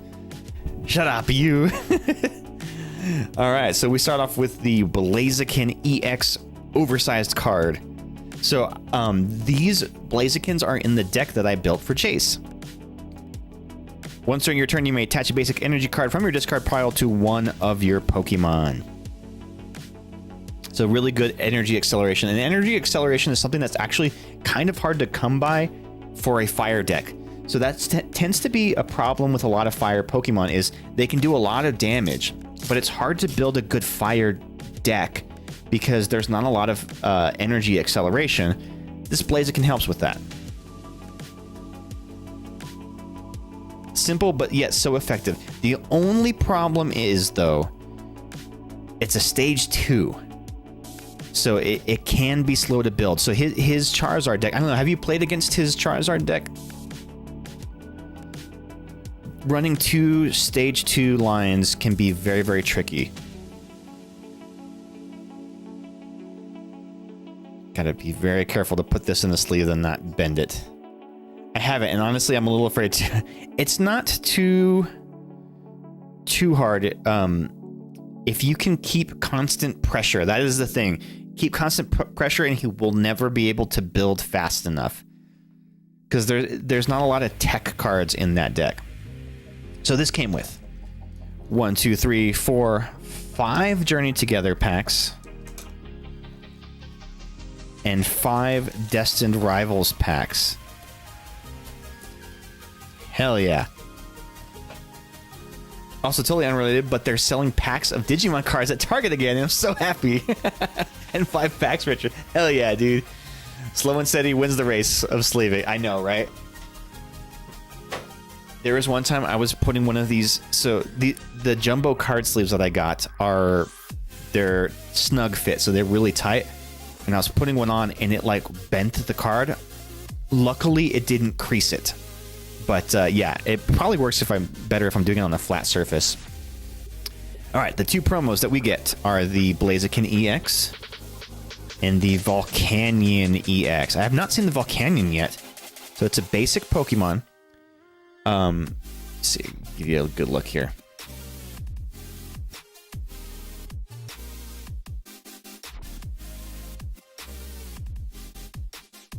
Once during your turn, if this Pokemon is in the active spot, you may make your opponent's active Pokemon burned. And Scorching Cyclone. Move an energy from this Pokemon to one of your benched Pokemon. Ooh, interesting. So you're just moving energy all around with this deck, with these Pokemon. Okay, that's interesting.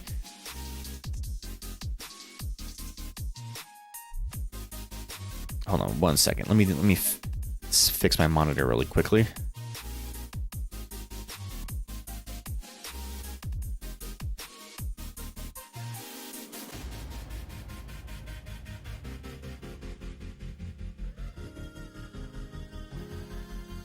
All right, there we go.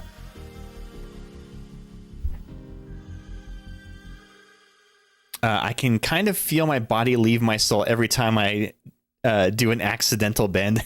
I know, dude. Even if it's like a cheap card, I still kind of feel that, like, oh shit, oh shit. So let me start by sleeving these bad boys up and put them in top loaders.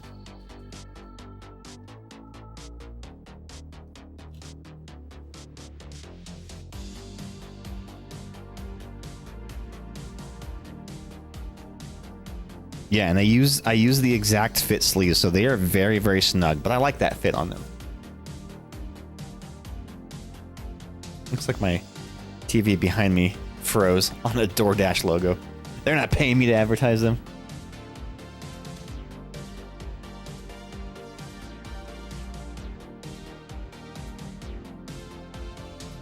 Huh, oh well. Being weird. It's being weird. Geez, that reminds me, I need to get some more top loaders. No free ads out here. The fuck out of here, DoorDash. I know, right? More like Dork Dash. Got him! Got him! Good one, Ghost. As if I'm not gonna use it tomorrow to get boba delivered directly to my face. Just hook it to my veins. All right. Promo cards win the jumbo.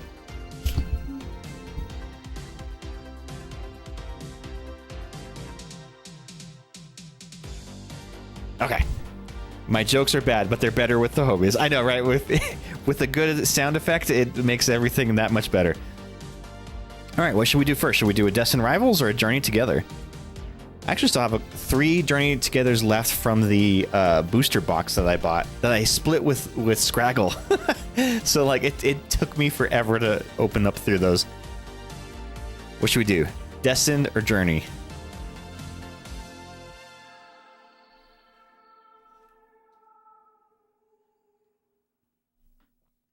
I'll let you call it.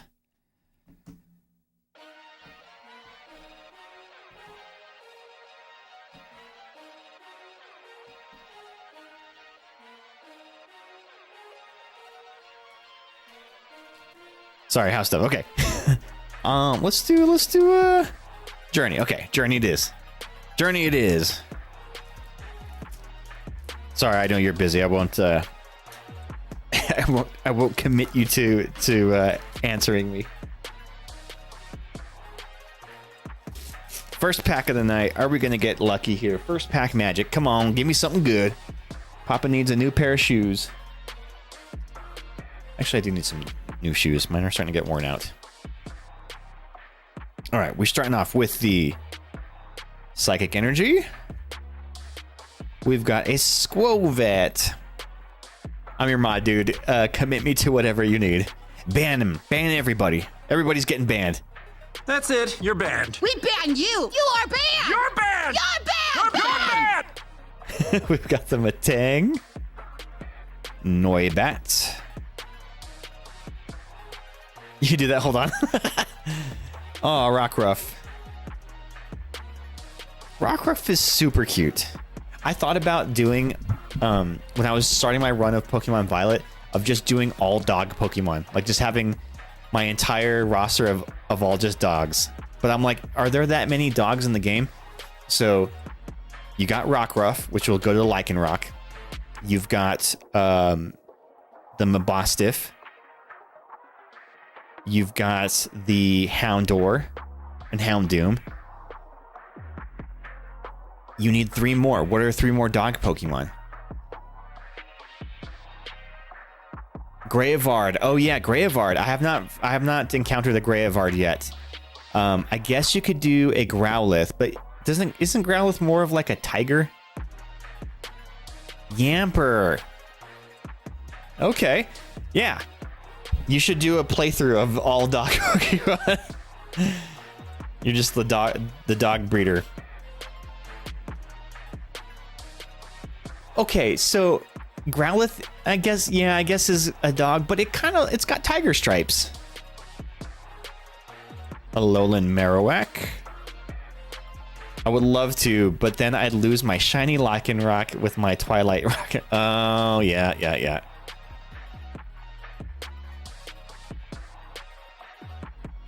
Lily's Pearl. Lily's Pearls are always handy, especially if you run a Lily's Clefairy deck. Banette. Ruffian. So I think I went to high school with a guy who looks just like this. Just kind of a slacker stoner type. Alolan Geodude. Ugh, so ugly. His eyebrows remind me of the actor Eugene Levy from the American Pie movies. Do you see that, or is that just me? You know, he wears long shorts and long socks. Exactly. The higher the sock, the downer the foo. And a Magmortar. I feel like I've pulled a lot of these Magmortars in Journey Together.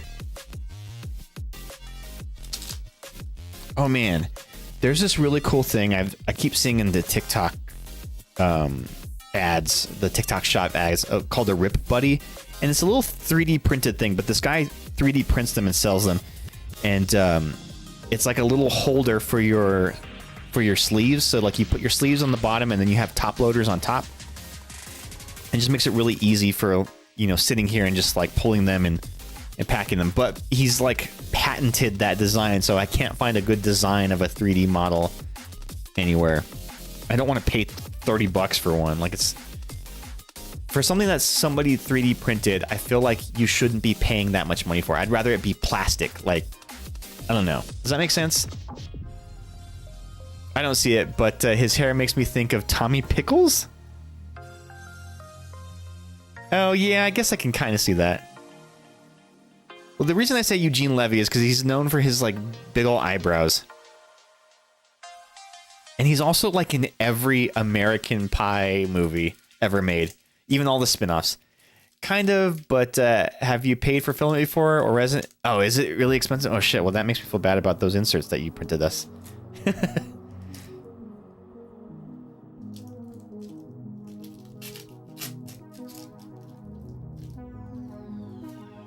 Alright, next is Destined Rivals. So yeah, like I said, I haven't done a lot of Destined Rivals. Why's my TV frozen behind me? I swear. Maybe this is the Twitch app is being stupid.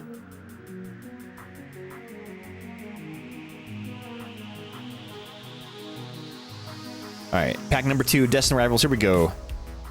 We inherited that filament, no worries. Okay, cool. Then that makes it all worth it. Team Rocket's Flaffy. Ooh, I have not seen this Flaffy yet. Flip a coin. If heads, your opponent's Pokemon is now paralyzed. 50 damage. Not super strong. Team Rocket's Drowsy. Hypnotic Ray. Your opponent's active Pokemon is now asleep. 10 damage. Arvin's Toedscool. Slight Intrusion. This Pokemon also does 10 damage to itself.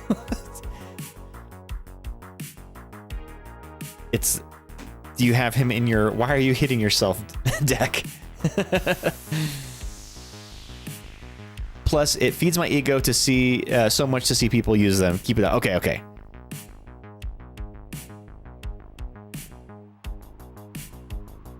Trying to make this go faster. Man, this Amazon stick that I have on this TV behind me is super slow. Marnie's Impidimp. I need to get some reverse hollow Impidimps. I don't have any of those for my Marnie deck. To be honest, I kind of felt like the Arvin deck in general was a stop hitting yourself deck. Team Rocket's Arbok. As long as this Pokemon is in the active spot, your opponent can't play any Pokemon that has an ability from their hand except for Team Rocket Pokemon. Ooh, that's kind of cool. Spinning Tail. This attack does 30 damage to each of your opponent's Pokemon. Oh, so you hit everybody. That's kind of cool. Yeah, this Arbok's not bad. I wonder if this is viable. I mean, he only has 130 HP. Yeah, you've never seen this Arbok, so that's kind of interesting. If you can get him... If his ability didn't rely on him being in the active spot, if you could trigger the ability from the bench, I feel like that would be far more useful.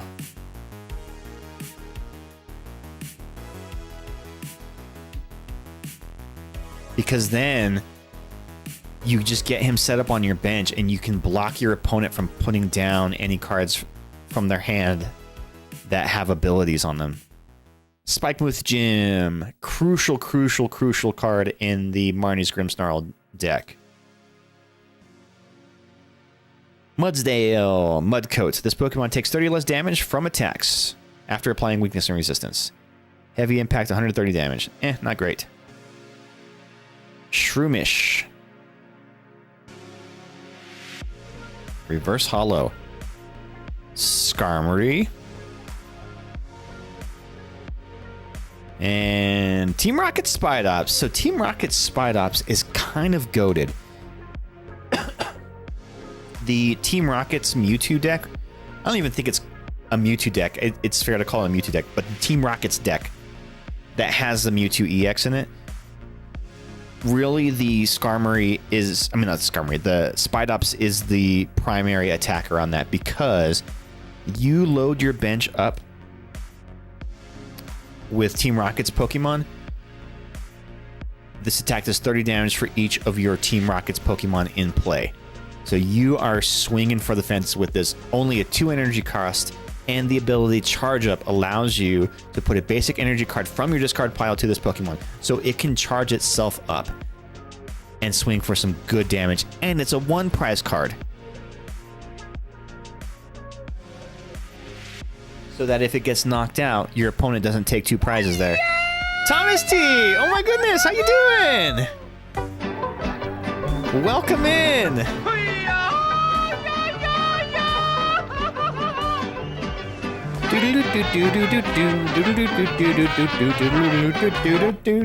How you been, dude? Good to see ya. What's new? How's life? How are you? How was your stream? Ghosty, can we do a quick shout out? There you go. So Twitch blocked the video shout out API, so it no longer plays clips anymore. But we have this. So an announcement. You were playing Spirit Tea. Ooh, what is that? What is Spirit Tea? Please tell me about it. Tell me about your stream. How was your stream tonight? So many things are new. Working on getting a new day job. Hell yeah. In the meantime, I got cast in a horror play. Fuck yeah, let's go. Can you talk about your role, or is it are you under an NDA? You can't discuss it. Spirit Tea is like Stardew Valley, but you're managing bathhouse for spirits. Ooh, like a sexy bathhouse? Like the spirits are all getting naked and doing stuff in the bathroom? It's secret. Okay. Ooh, that's so exciting though. Not a sexy bathhouse. Oh, okay, my bad. Those are the only kind of bathhouses I know. Oh my god, we can't just ask people if they have an NDA. Well, saying you have an NDA is not a breaking of an NDA, right? I've also heard when applying for a job, if you can put jobs that you didn't actually work at, or if they say, can you explain this gap in your employment, you can say, sorry, I was working on a contract under an NDA and I'm not allowed to discuss it. And they can't ask you anything more about it. I mean, you can, but the answer might not be very helpful. Freaking Sexy Bathhouse. Freaking Sexy Bathhouse is the name of our first album. I was just thinking that, like, whoa, this isn't a onsen episode. So I could claim I was the CEO of a company, but then say I'm under NDA. Yes, and even better, find a company, like a public company that is no longer around. Let's say Circuit City, and give yourself an executive title there. Say, yeah, I was chief executive officer in charge of marketing or something. And what are they going to do? There's no references to call for that. That company doesn't exist anymore. So they can't verify that employment. Now, of course, that doesn't work if you are working in a job field that requires like a secret clearance or something, because they literally send somebody to investigate your entire history. But for most like a one-page resume kind of public sector thing, you could probably get away with it. I don't think they could really bust you for that. Just say, yeah, like, what's another defunct company? What are you gonna do? Background check me? You won't, coward. No, that costs money, man. No one's got money for that. Thomas T, I will let you choose what the next pack will be: Journey Together or Destined Rivals. So we're opening the Blaziken and Volcanion collection box, premium collection box that came with a big ass promo card and a bunch of packs of both Journey Together and Destined Rivals. So I will let you choose since you rated.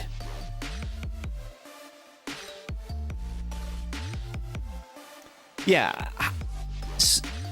Ass Promo, exactly. Ass Promo was my nickname in high school. So I've done a lot of like hiring actions, right? So like being a supervisor, whatnot, or a manager, like you have to interview people and stuff. Very rarely have I called references. Typically, I rely more on the interview to determine whether or not I want to hire somebody. But I'll tell you one thing I've never done. I have never verified anybody's education. So if you were to say that you got a degree from a school, I probably would be like, oh yeah, cool. I'm going to ask you questions in the interview that would only somebody who had that kind of background would know. So you would, if you lied about your education, I would probably be able to tell. But like, I've never called a school to verify that somebody graduated from there, or I haven't like asked for their transcript or something. That's just too much work. If you don't feel it in the interview, then you don't feel it, right? Okay, well, I'm gonna pick a pack. Let's go with another journey together here.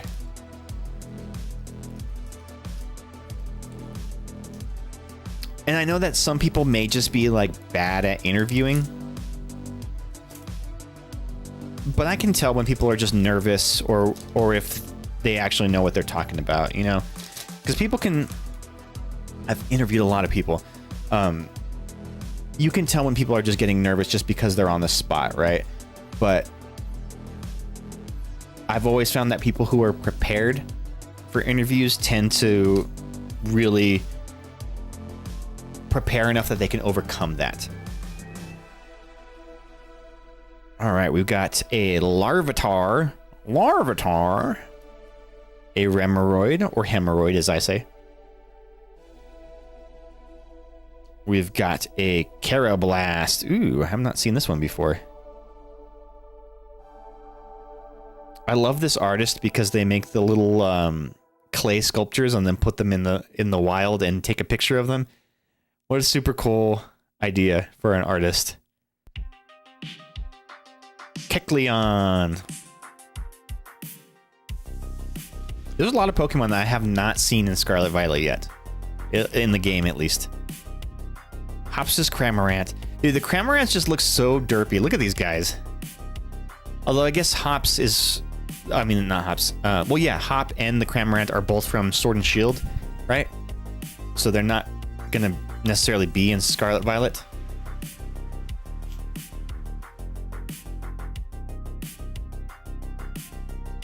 I think that's the point, that they look kind of derpy. That makes sense. Well, they achieved that point for sure. Octillery. I don't get how... Okay. So this genealogy does not make sense to me.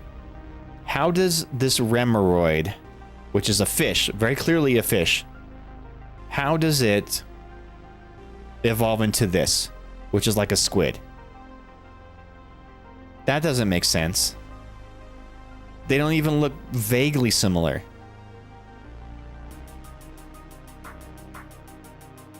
You see what I'm saying? Like, how did... Yeah, it's a cop-out evolution. Yeah, it seems like they had two single Pokemon, and they're like, well, we don't have any other evolutionary lines from them. Let's just say that one evolves into the other and call it a day. That was a Johto Pokemon, wasn't it? I don't remember. I don't know. Its number is 224, so yeah, that would have been Johto. Gen 2.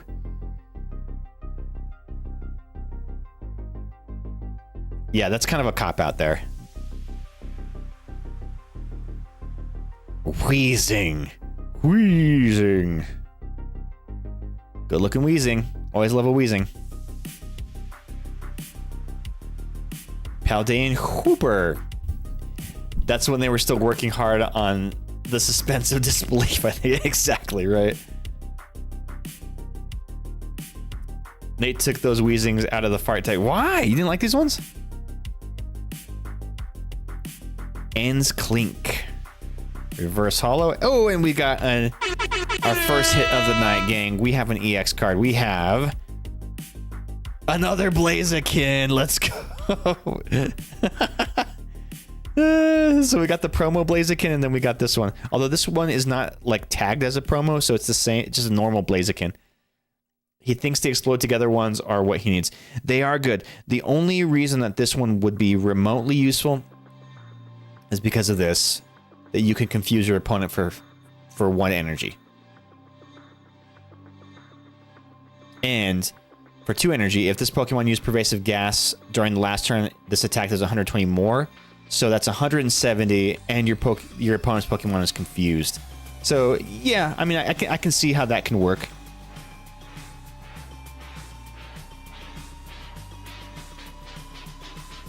I'm not sure he's thinking that far. Makes sense. Makes sense. And you know, that really, that's kind of that's the challenge of deck building is on paper, something may make a lot of sense and you're like, cool, this is great. This is going to work, whatever. But in practice, if it's not working for you, then it's never going to work for you. You have to kind of like tailor the deck to your play style and how you process your sequences and your kind of train of thought for your turn. I might sit him down and talk about it since I just gave him all my Janines. And like, I feel a little bit bad because for his first deck, that coughing fart deck is kind of a complex deck to play. It's not a very straightforward deck to pilot. You kind of have to like, I don't want to say like it's too, you got to be smart to play it, but like it's not something that is straightforward in that the path to success in that deck is not just bench, evolve, energy, attack.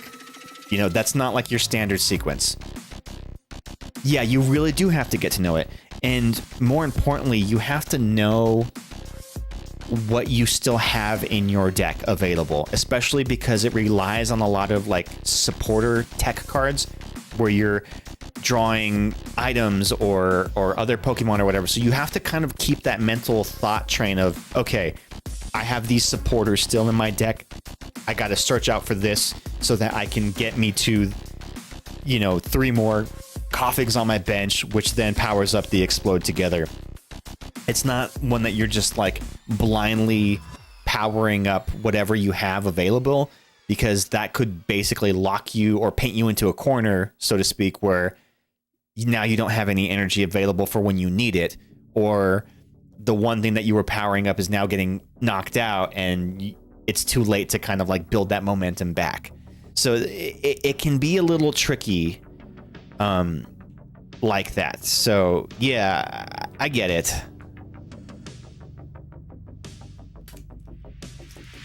So maybe for his first deck, we should have started with something a little more straightforward.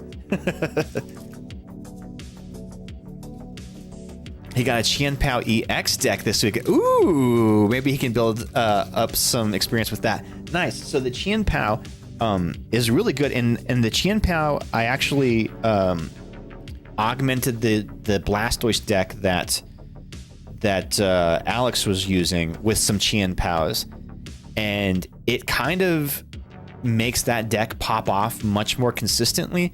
And that Qianpao acts as a secondary attacker, so it's not just all on the Blastoise to do your damage. Yeah, but he wouldn't have gotten into it without the gimmick. That's true. Yeah, the Qianpao, it really does make it shine. Although it does kind of detract from the Blastoise deck theme of it. You know, Qianpao is technically an ice deck as an ice Pokemon, so like it doesn't really fit the theme as well, but it really does make that deck more consistent. Ethan Slugma, I still think if you're looking for a good starter deck, and I'm surprised that like Pokemon hasn't announced this as a official battle deck, you know, like off the shelf one, the Ethan's Typhlosion deck, such a good deck, very easy to run. You know, it can stall out just like any of them, but as far as like a beginner deck goes, it's a deck that you can go into a tournament with and do pretty well with. It's incredibly consistent, very easy to pilot, low energy cost, and your opponents knock you out for only 1 prize. So it's a very, very, very efficient deck. Also, I love that I think Alex keeps saying Blastoids. Blastoids. Dude, Ethan Typhlosion and Arvis Mabosstiff would be a great deck. Yeah. I almost have enough of the cards to build a full Ethan's Typhlosion. Maybe I need to just like bite the bullet and just do it already. But An Ethan's Typhlosion would be a great deck to have for us at Poke Night. You know what? Maybe I'm going to do that. Maybe that's going to be the next deck I build is the Ethan's Typhlosion. Teal Mask Ogre Pound. Do it. That sounds rad as hell. And I've been seeing people now running it with a Pidgeot EX for even more draw power. The only thing though is that now with the Pidgeot EX, now you're putting some EX cards on the board. That's a 2-prizer for your opponent, but it does help with the acceleration. When the last tournament we played, I played against somebody who was running that build of it, but I was able to put enough pressure on her early enough that she was not able to come back. Relor. I feel like I've got a few of these Relors.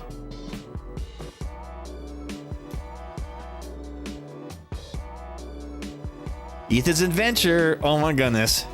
Dude, I think this is the world telling me. I know, it's a sign. It's a sign. Dude, I need to take inventory of like what I actually have of the Ethan's Adventure, the Ethan's Typhlosion deck, and then see what I need to get for it still. It's time, man. I know. And that would be a good one to have for Poke Night, because then people can try that one who are want to like step up from their beginner decks to a more competitive deck, but also one that's very straightforward to play. Ooh, a Zamazenta. I have not seen this one from Destined Rivals yet.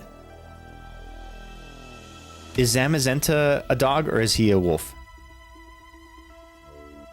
Or technically, he's a warrior. Man, I want to try that deck. Okay, you know what? It's official. Ghosty, I am going to build the Ethan's Typhlosion deck. And yeah, you will definitely be able to use it.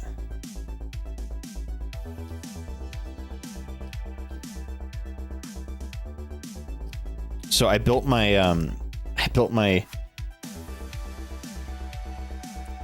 Crystal deck, and it has green sleeves, and I put it in one of my double deck boxes. So I need something for the other side of that deck box. Maybe the Ethan's Typhlosion will be what fills that void there. So yeah, this Ethan's Adventure card, super, super handy. So the middle evolution of the Typhlosion, what's his name?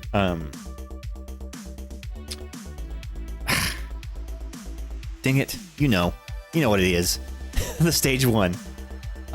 His ability allows you to grab one of these from your deck and you can use it right away.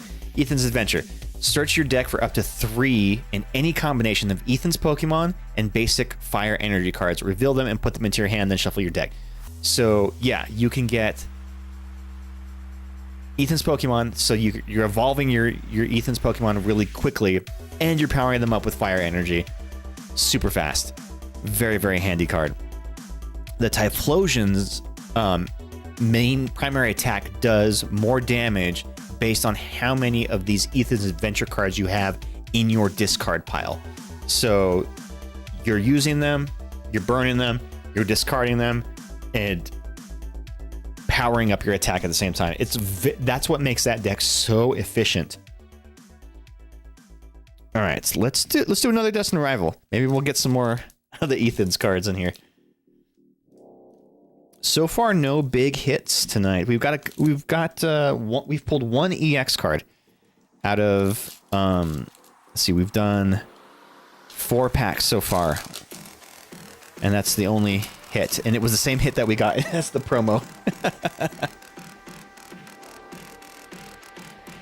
But yeah, I need to, maybe this weekend I'll inventory my Pokemon cards and kind of see what I'm lacking for that deck, and I'll start putting it together. I need to find a good deck list for it though and start modeling after it. Should I do the Pidgeot EX or should I just do the straightforward one? Because I already have one built on TCG Live that's uses no EXs, but that was before the release of Black and White, so it could have probably gotten a little better based off of that. Team Rocket's Meowth. Meowth. Misty Staryu. Oh god. The Misty deck, Misty's Gyarados is still one I want to build too, but only because it's just such a wacky deck that you do damage with a Gyarados by discarding cards from your deck, and for every Misty's Pokemon that you discard, it does damage. It's such a wild mechanic that is just super fun. Team Rocket's Ekans. Marnie's Morgrem. I want reverse hollows of these ones. I have the regular ones in my Marnie deck, but not the reverse hollows. Team Rocket's Archer. Archer, I hardly know her. You can use this card only if any of your Team Rocket's Pokemon were knocked out during your opponent's last turn. Each player shuffles their hand into their deck, then you draw 5 cards and your opponent draws 3 cards. So it's kind of like an unfair stamp, but it's a supporter. All of the Team Rocket kids look like massive dorks except Giovanni. I know, right? Wait, are they kids? I always thought that Team Rocket was adults. I like them, but also get dunked on.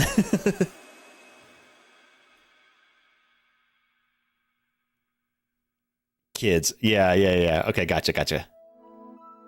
I don't know. All the character designs in Pokemon games, they're so like deformed and whatnot that it's hard to really tell their age. Like folks or you people. What do you mean you people? Ugh.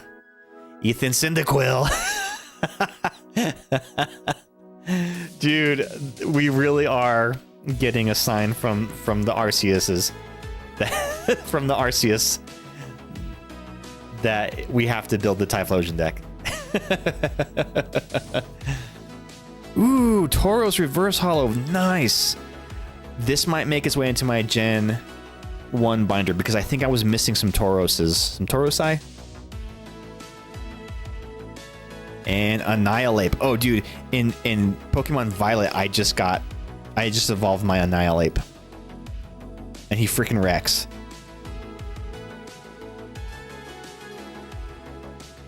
Lose cool. If this Pokemon has 2 or more damage counters on it, attacks by this Pokemon do 120 more damage to your opponent's active Pokemon. Holy shit.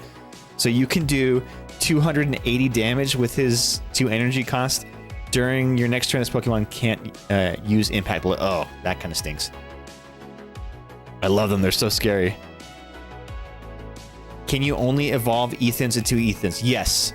Or does Cindy go into other? Dude, I can't remember the middle form. Yeah. What is the middle form of the Cyndaquil?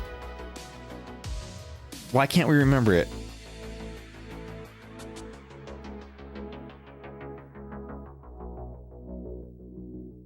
What the hell is it? Quilava. Yes, exactly. The Quilava. Yeah, so technically, if they have a name before their name, or like an adjective, then it is a different species and cannot evolve into a different species. They have to stay within the same species line. Okay, well, let me set the Cyndaquil aside and the Ethos Adventure because I think I have to build this Typhlosion deck. Don't let me in with you nerds who can't remember.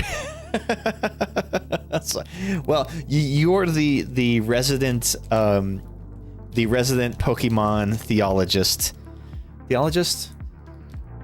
Anthropologist? Speciologist? Pokeologist? You know all the lore. Have you played every Pokemon game? And if so, have you beaten them all? I'm not talking like the spin-off games. Anthro is humans. I'm your lore boy. You're the lore buddy. No, I really haven't. Well, you know so much about them, though. So, you know what I like to do? This is such a stupid little hack. But I have some sleeves that are cracked ice sleeves. So they have this pattern. I don't know if you can see it too much on the camera. I like to take the cracked ice energies and then put the cracked ice hollow sleeve on it, and it makes it look like a really fancy energy. But it kind of fits the pattern though, right? Imagine having a library of Alexandria of Pokemon. You just like lore. I mean, that tracks, dude. That tracks.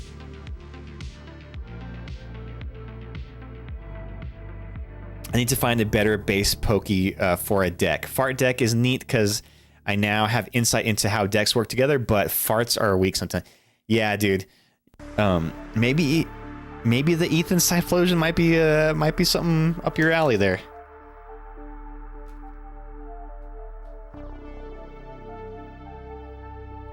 You like my trick? Yeah, it totally works. I've gotten some compliments at the tournaments of with those sleeves, especially because like the Arven sleeves that I run. I mean the Arven cards that I have. I don't have any of the special Arven cards, but I'll put the little shiny sleeves on them, and people are like, "Wow, what is that Arven? I haven't seen that one before." I'm like, "Oh, dude, it's just a sleeve." I mean, that Annihilate's ability is pretty neat. Yeah, I mean, but you're gonna run into a similar problem though. Because the Annihilate is a stage 2. So that means you're going to have to evolve it twice to get to it. And it only has 150 HP, which means it can be one-shot killed pretty easily. With a weakness to psychic types, it basically would fold very easily to like a Gardevoir deck.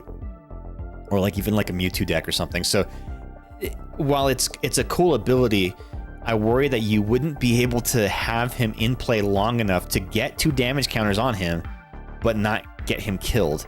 So it seems like a big investment, like with not that big of a payoff. You like something that punches really hard. Okay, interesting.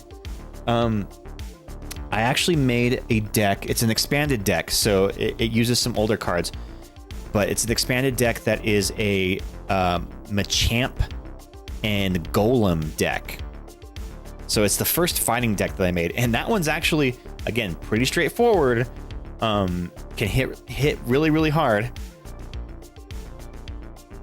It's just a little tricky because it's a Golem. It's a Machamp V-Star, and a Golem EX.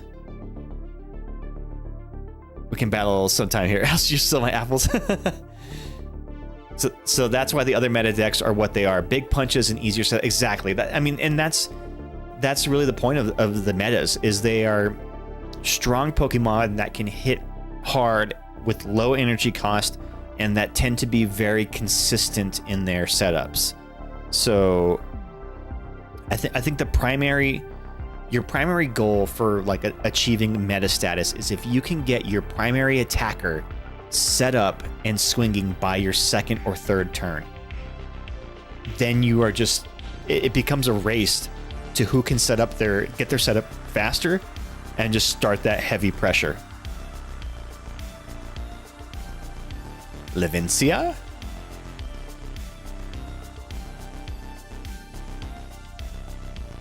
Milcery. So like this is just a splash of milk. Splash of milk Pokemon. Cream Pokemon. I don't think that's milk, baby. Interesting. I do thinks on not classives. Back to Lurk. Okay. We got the reverse Levincia. I just beat Iono in Pokemon Violet. It just said the Jism Pokemon out loud. It really is. And a Tyranitar.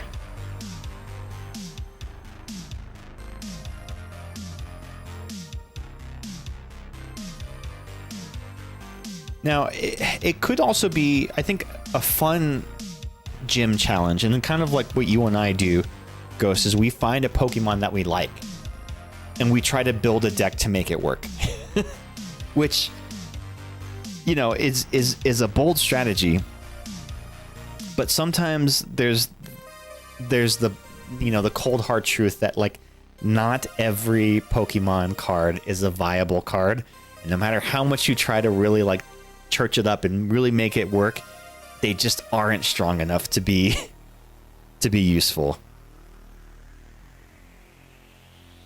All right, what was that pack? We just did Journey together, so let's do another Destined Rival. Actually, let's do another journey together because I want to end with a destined rival. Yeah, it's tough to shine a turd. Yeah, exactly. I actually have a saying that I always say. You can only polish a turd so much before it breaks apart in your hand.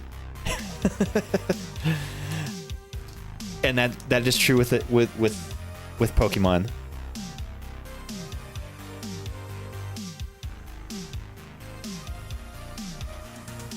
But maybe we could do a thing where, like, for Poke Night, like maybe a Poke Night of the future where we say, okay, Poke Night challenge is like a gym leader challenge kind of thing where no EX or V Pokemon allowed. They all have to be, non-EX,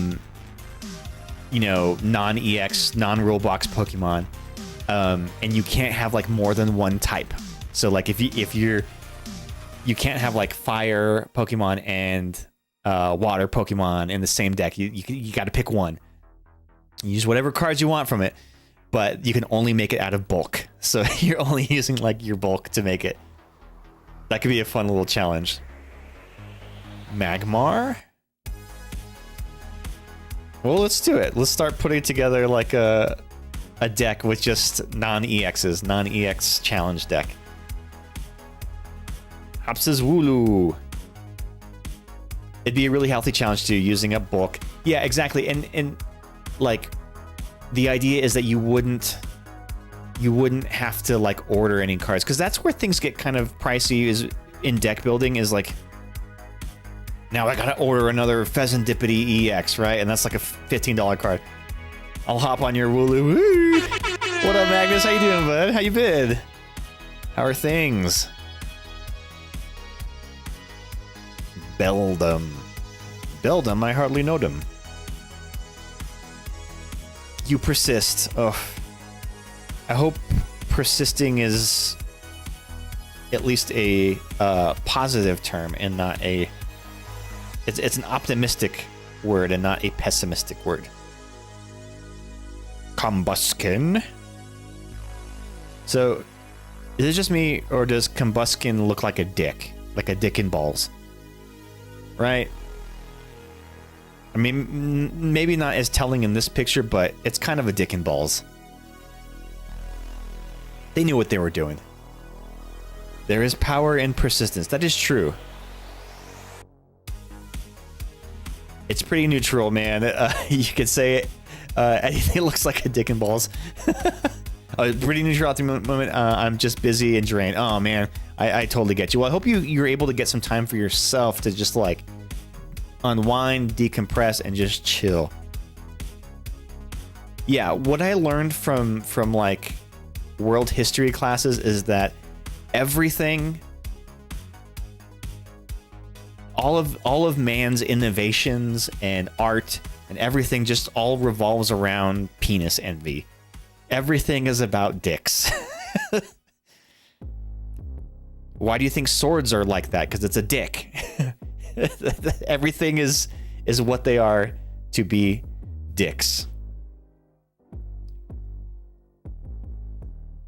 Stop going out to your fried chicken. Your fried chicken friend. Escavalier. I will this weekend. I had to do something I haven't done since before my heart attack, and it took more blood flow than I expected. Uh-oh. Well, yeah, dude, take it easy. Please, please, please, if you can, relax some. Get some good gaming time in. Alolan Graveler. Which is so funny, because Graveler is a rock Pokemon, but the Alolan version is... electric. Woogie, woogie, woogie. Why do you think swords are like that? Exactly, dude. That's what I'm saying. It's just a big. It's a big dick. It's a dick substitute dick. Oh, I've been vibing since, without making things too dreary or dark. Okay. Oricorio. Oricorio just sitting there dancing Pokemon. And another Tyranitar. Man, we have gotten very, very, very few hits tonight. In fact, I would argue we've only gotten one hit the entire night, and it's a card that we already had that came free in the as the promo. So like, man, not getting good luck here, but I did get 2 cards that will be useful in my Ethan's Typhlosion deck that I'm going to be building. So I guess there's that. Come on.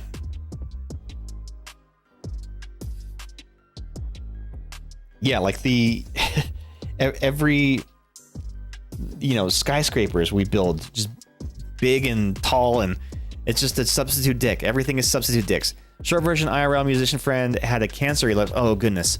A different friend I had recorded a cover of one of his songs a few years ago. We redid the cover for a charity to help keep his funds for his treatments. Oh my goodness, dude, I'm so sorry about that. I hope that they're doing okay now, or that they're able to get the treatment that they need for that. You ain't been getting full hits, but you have been getting insta. Exactly. I guess that's what it's all about, right? It's not always about the hits. Yeah, dude, cancer is no fucking joke. One of my best friends growing up, he came down in college with Hodgkin's lymphoma, and that was definitely rough to like see him have to go through that.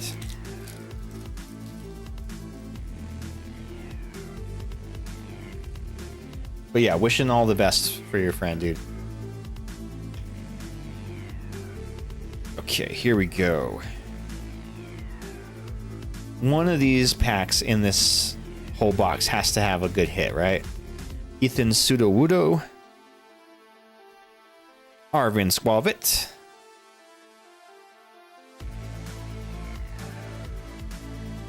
He has decent insurance. Shit just gets expensive. I haven't had to speak to into Yale since before the heart attack, and woo boy, wasn't ready for the lightheadedness while standing. Oh, dude, yeah, jeez, yeah, that must have been that must have been tough, man. Man, I have asthma and I get lightheaded sometimes just overexerting myself. I can't imagine, post heart attack, how that would take a toll on you. Cornerstone Mask Ogre Pawn. Sounded good. You had a victory. Okay, well, it's all worth it. Sometimes you gotta risk it for the art, right? Team Rocket's Great Ball. Flip a coin. If heads, search your deck for an Evolution Team Rockets Pokemon, reveal it, put it into your hand. If tails, search your deck for a basic Team Rockets Pokemon, reveal it and put it into your hand, then shuffle your deck. Nate, did you incorporate these into your deck at all? Oh wait, you're busy doing work, school stuff. Marnie's Leopard. Okay, if doing an all Pokemon team of dogs is viable, could you do an all Pokemon team of cats? So you'll have Meowth, you'll have Purrline, or Leopard. Let's see, you can have Skitty. What are the other cat Pokemon?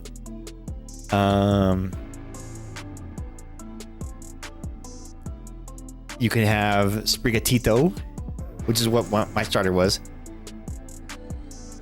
That's 4. We need 2 more to have a full cat roster.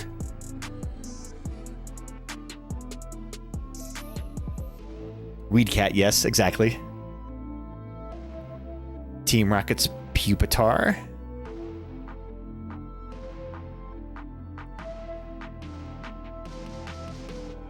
Oh, the Fire Cat. Okay, yeah. Like you get into the legendaries. Team Rocket's Great Ball Reverse Hollow. There we go. And then another Annihilate. No. There's a fire starter. Oh yeah. The Sun and Moon. Yes. It's the shit. What is it? It's like the black and red one. Crap, now I can't think of it. Dang it. Ghost, you're supposed to be the Pokélore expert. You're supposed to know all the Poke things.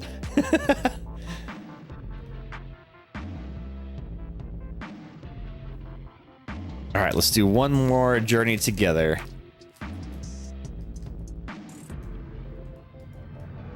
Litten. Yes, exactly. And then does that evolve into the Lit Leo?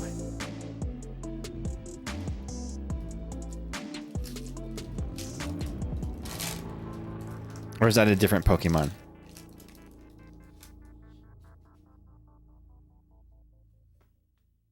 That's a big cat. No, that's a lion. Oh, okay. Yeah. It's different. What is the Litten line?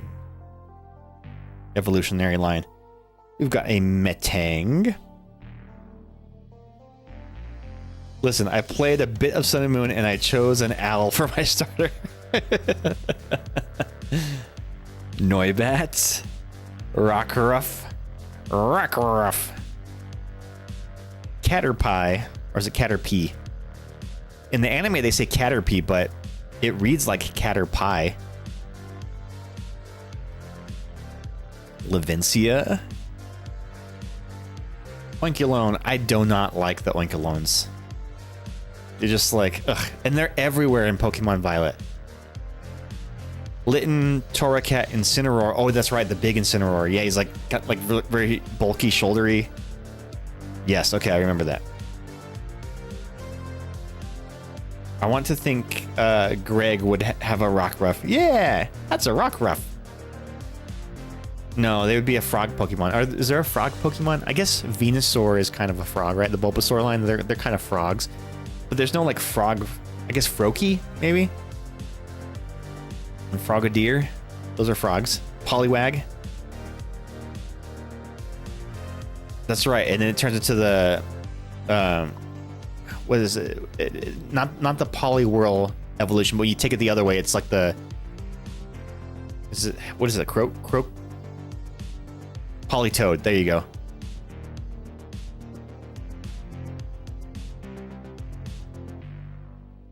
Another one of these guys, another reverse Hollow Ruffian.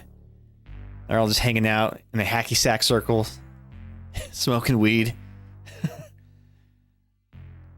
Always complaining that they're broke, but never wanting to get a job. Having to borrow their girlfriend's car, or have her drive him around everywhere.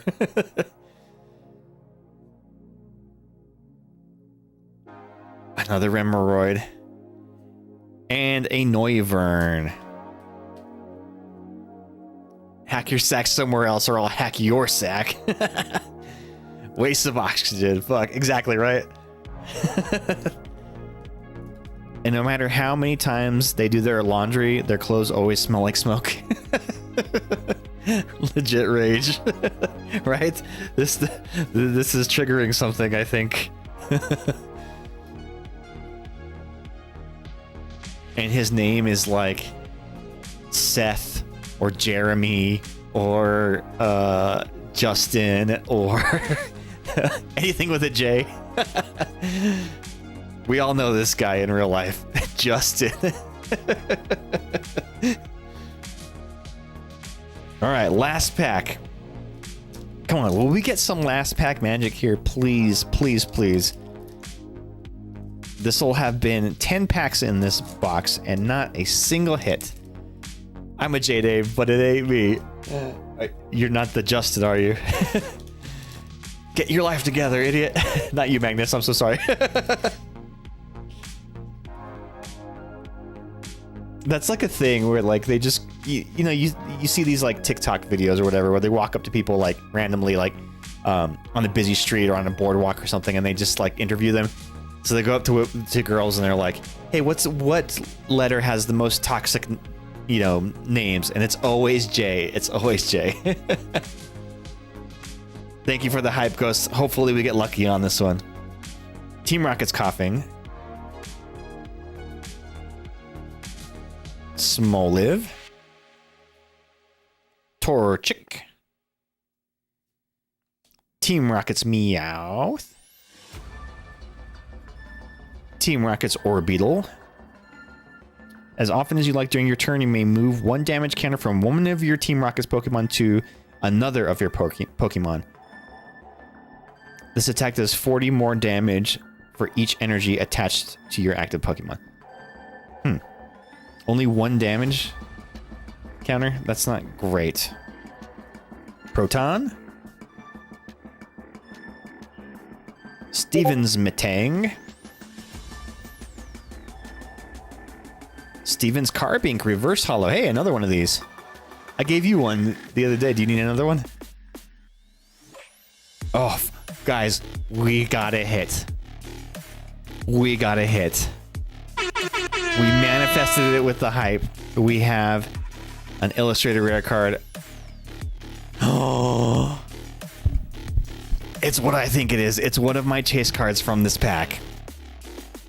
Holy shit. Anyone want to take a guess? You want to take a guess on what it is? It is the Misty Psyduck. Let's go. Oh, shit! It's not the Mewtwo. That is my big chase one, but I fucking love this card. She's swimming with the Psyduck. Look at that. That's so cute. Yes, dude. And you got the Starmie. She's so pretty. So I remember seeing the art from this card when it was revealed in the Japanese set, and like, oh, that's gonna be a sick one. That one's gonna be dope. Hell yeah, dude. And then lastly, Ethan's Mad Cargo. Hell yeah. All right, cool. We end it with the Psyduck. Do you want to give me a price check really quickly on the Misty Psyduck? So it is...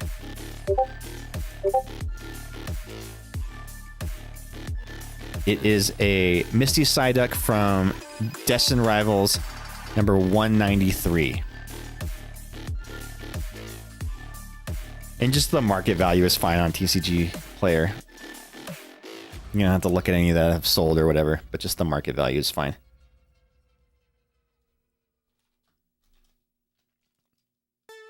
Oh, you posted something in the Pokemon Discord. Let me take a look at that. 35 bucks. Hell yeah, dude.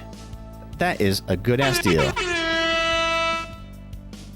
That's a pretty valuable. Yeah, put that bitch in the top loader. I know, right? I'm doing it right now. Very careful. Careful, careful.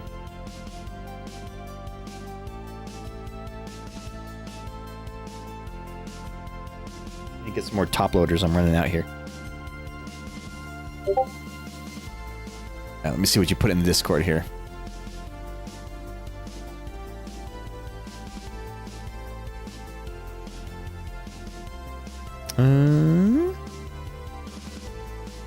Oh, this is your cat team roster. Okay, okay. So that's the Skitten, the Litten, or Skitty and then Litten. This is the, oh, what is the name of this one? I always forget. Purloin, Glameow. Sprigatito. This is the Purloin, or evolves into the Purloin. And then the Meowth. Next deck, Crazy Cat Lady. Crazy Cat Lady deck. And then here's the dog decks. Okay, so it's the Greyavard. Oh yeah, this guy. I forget his name. Glamia. You only just remembered. Yamper. Okay, Yamper. All right. And then... Oh yeah, and then his evolved form is super cute too. He's got like a mustache, right? Lillipup. Rockruff. Aww. We've got the Mabostiff. Or I guess it's the previous evolution is not the Mabostiff. What is he? The Mastiff. And the Growlithe. Yeah, you can make that work. But no, you don't want the demon dog. You don't like the shoot, what's his name? Dang it, the Dark Houndour. Yeah, Honorable mentions Houndour. I love the demon dog. Get off my day. Okay, so if you had to swap one out, which one would you do? Houndour, Puccina. But Puccina's a hyena. That's not a dog. Right? Alright, gang. So, quick recap. We did the... Oh, yeah, it's a Pooch Hyena, both. It's a little column A, a little column B. So we did the Blaziken and Volcanion EX box, the premium collection box, where we got the big-ass promo card of the Blaziken. And through the packs, we had 5 Journey Together, 5 Destined Rivals, where we got the Mad Cargo, Lavencia, Tyranitar, Annihilate, Steven's Carbink, Ruffian, 2 of the Ruffians, Remeroid, Team Rocket's Great Ball, Annihilate, Rellor, Spidops, Noivern, Pupitar, Oricorio, Graveler, Tyranitar, Milcery, Zamazenta. I trade out Growlithe for Poochyena because she looks like a Petra. Aw, yeah, you have to do that. Wooper, Ensclink, Shroomish, Tauros. Oh, that's going to go in my 151 binder. Another Ruffian, Skarmory, Alolan Geodude, and Magmortar. And the big hits of the night, we got the Blaziken EX that came with the pack, a Volcanion that came with the pack, another Blaziken EX, and the big hit, the special illustrated rare Misty's Psyduck. Actually, I don't know if it's a...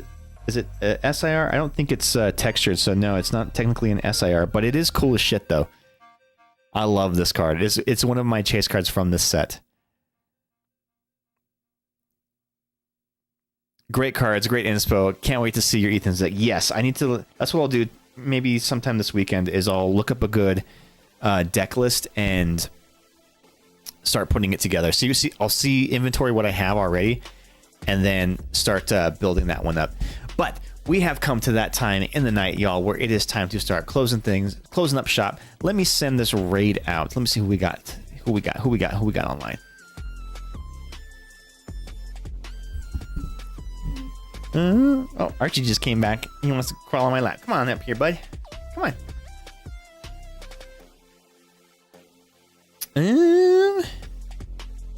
Let's see. Nobody's really playing anything Pokemon related. Let me see if we've got anybody playing. Oh yeah, so we've got. Let's see. This is a new person. Let's go say hi. This is someone playing some Pokemon TCG. I want somebody with a...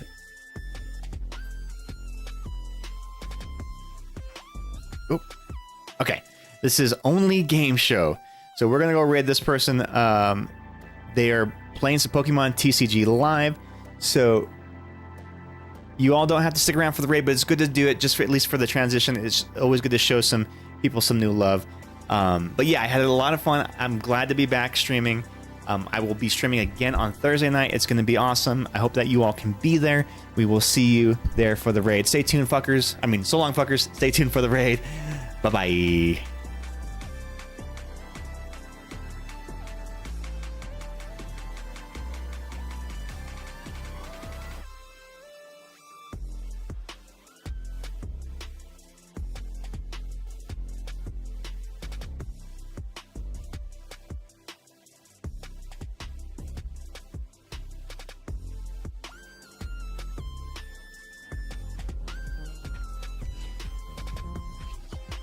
Man, this takes me back.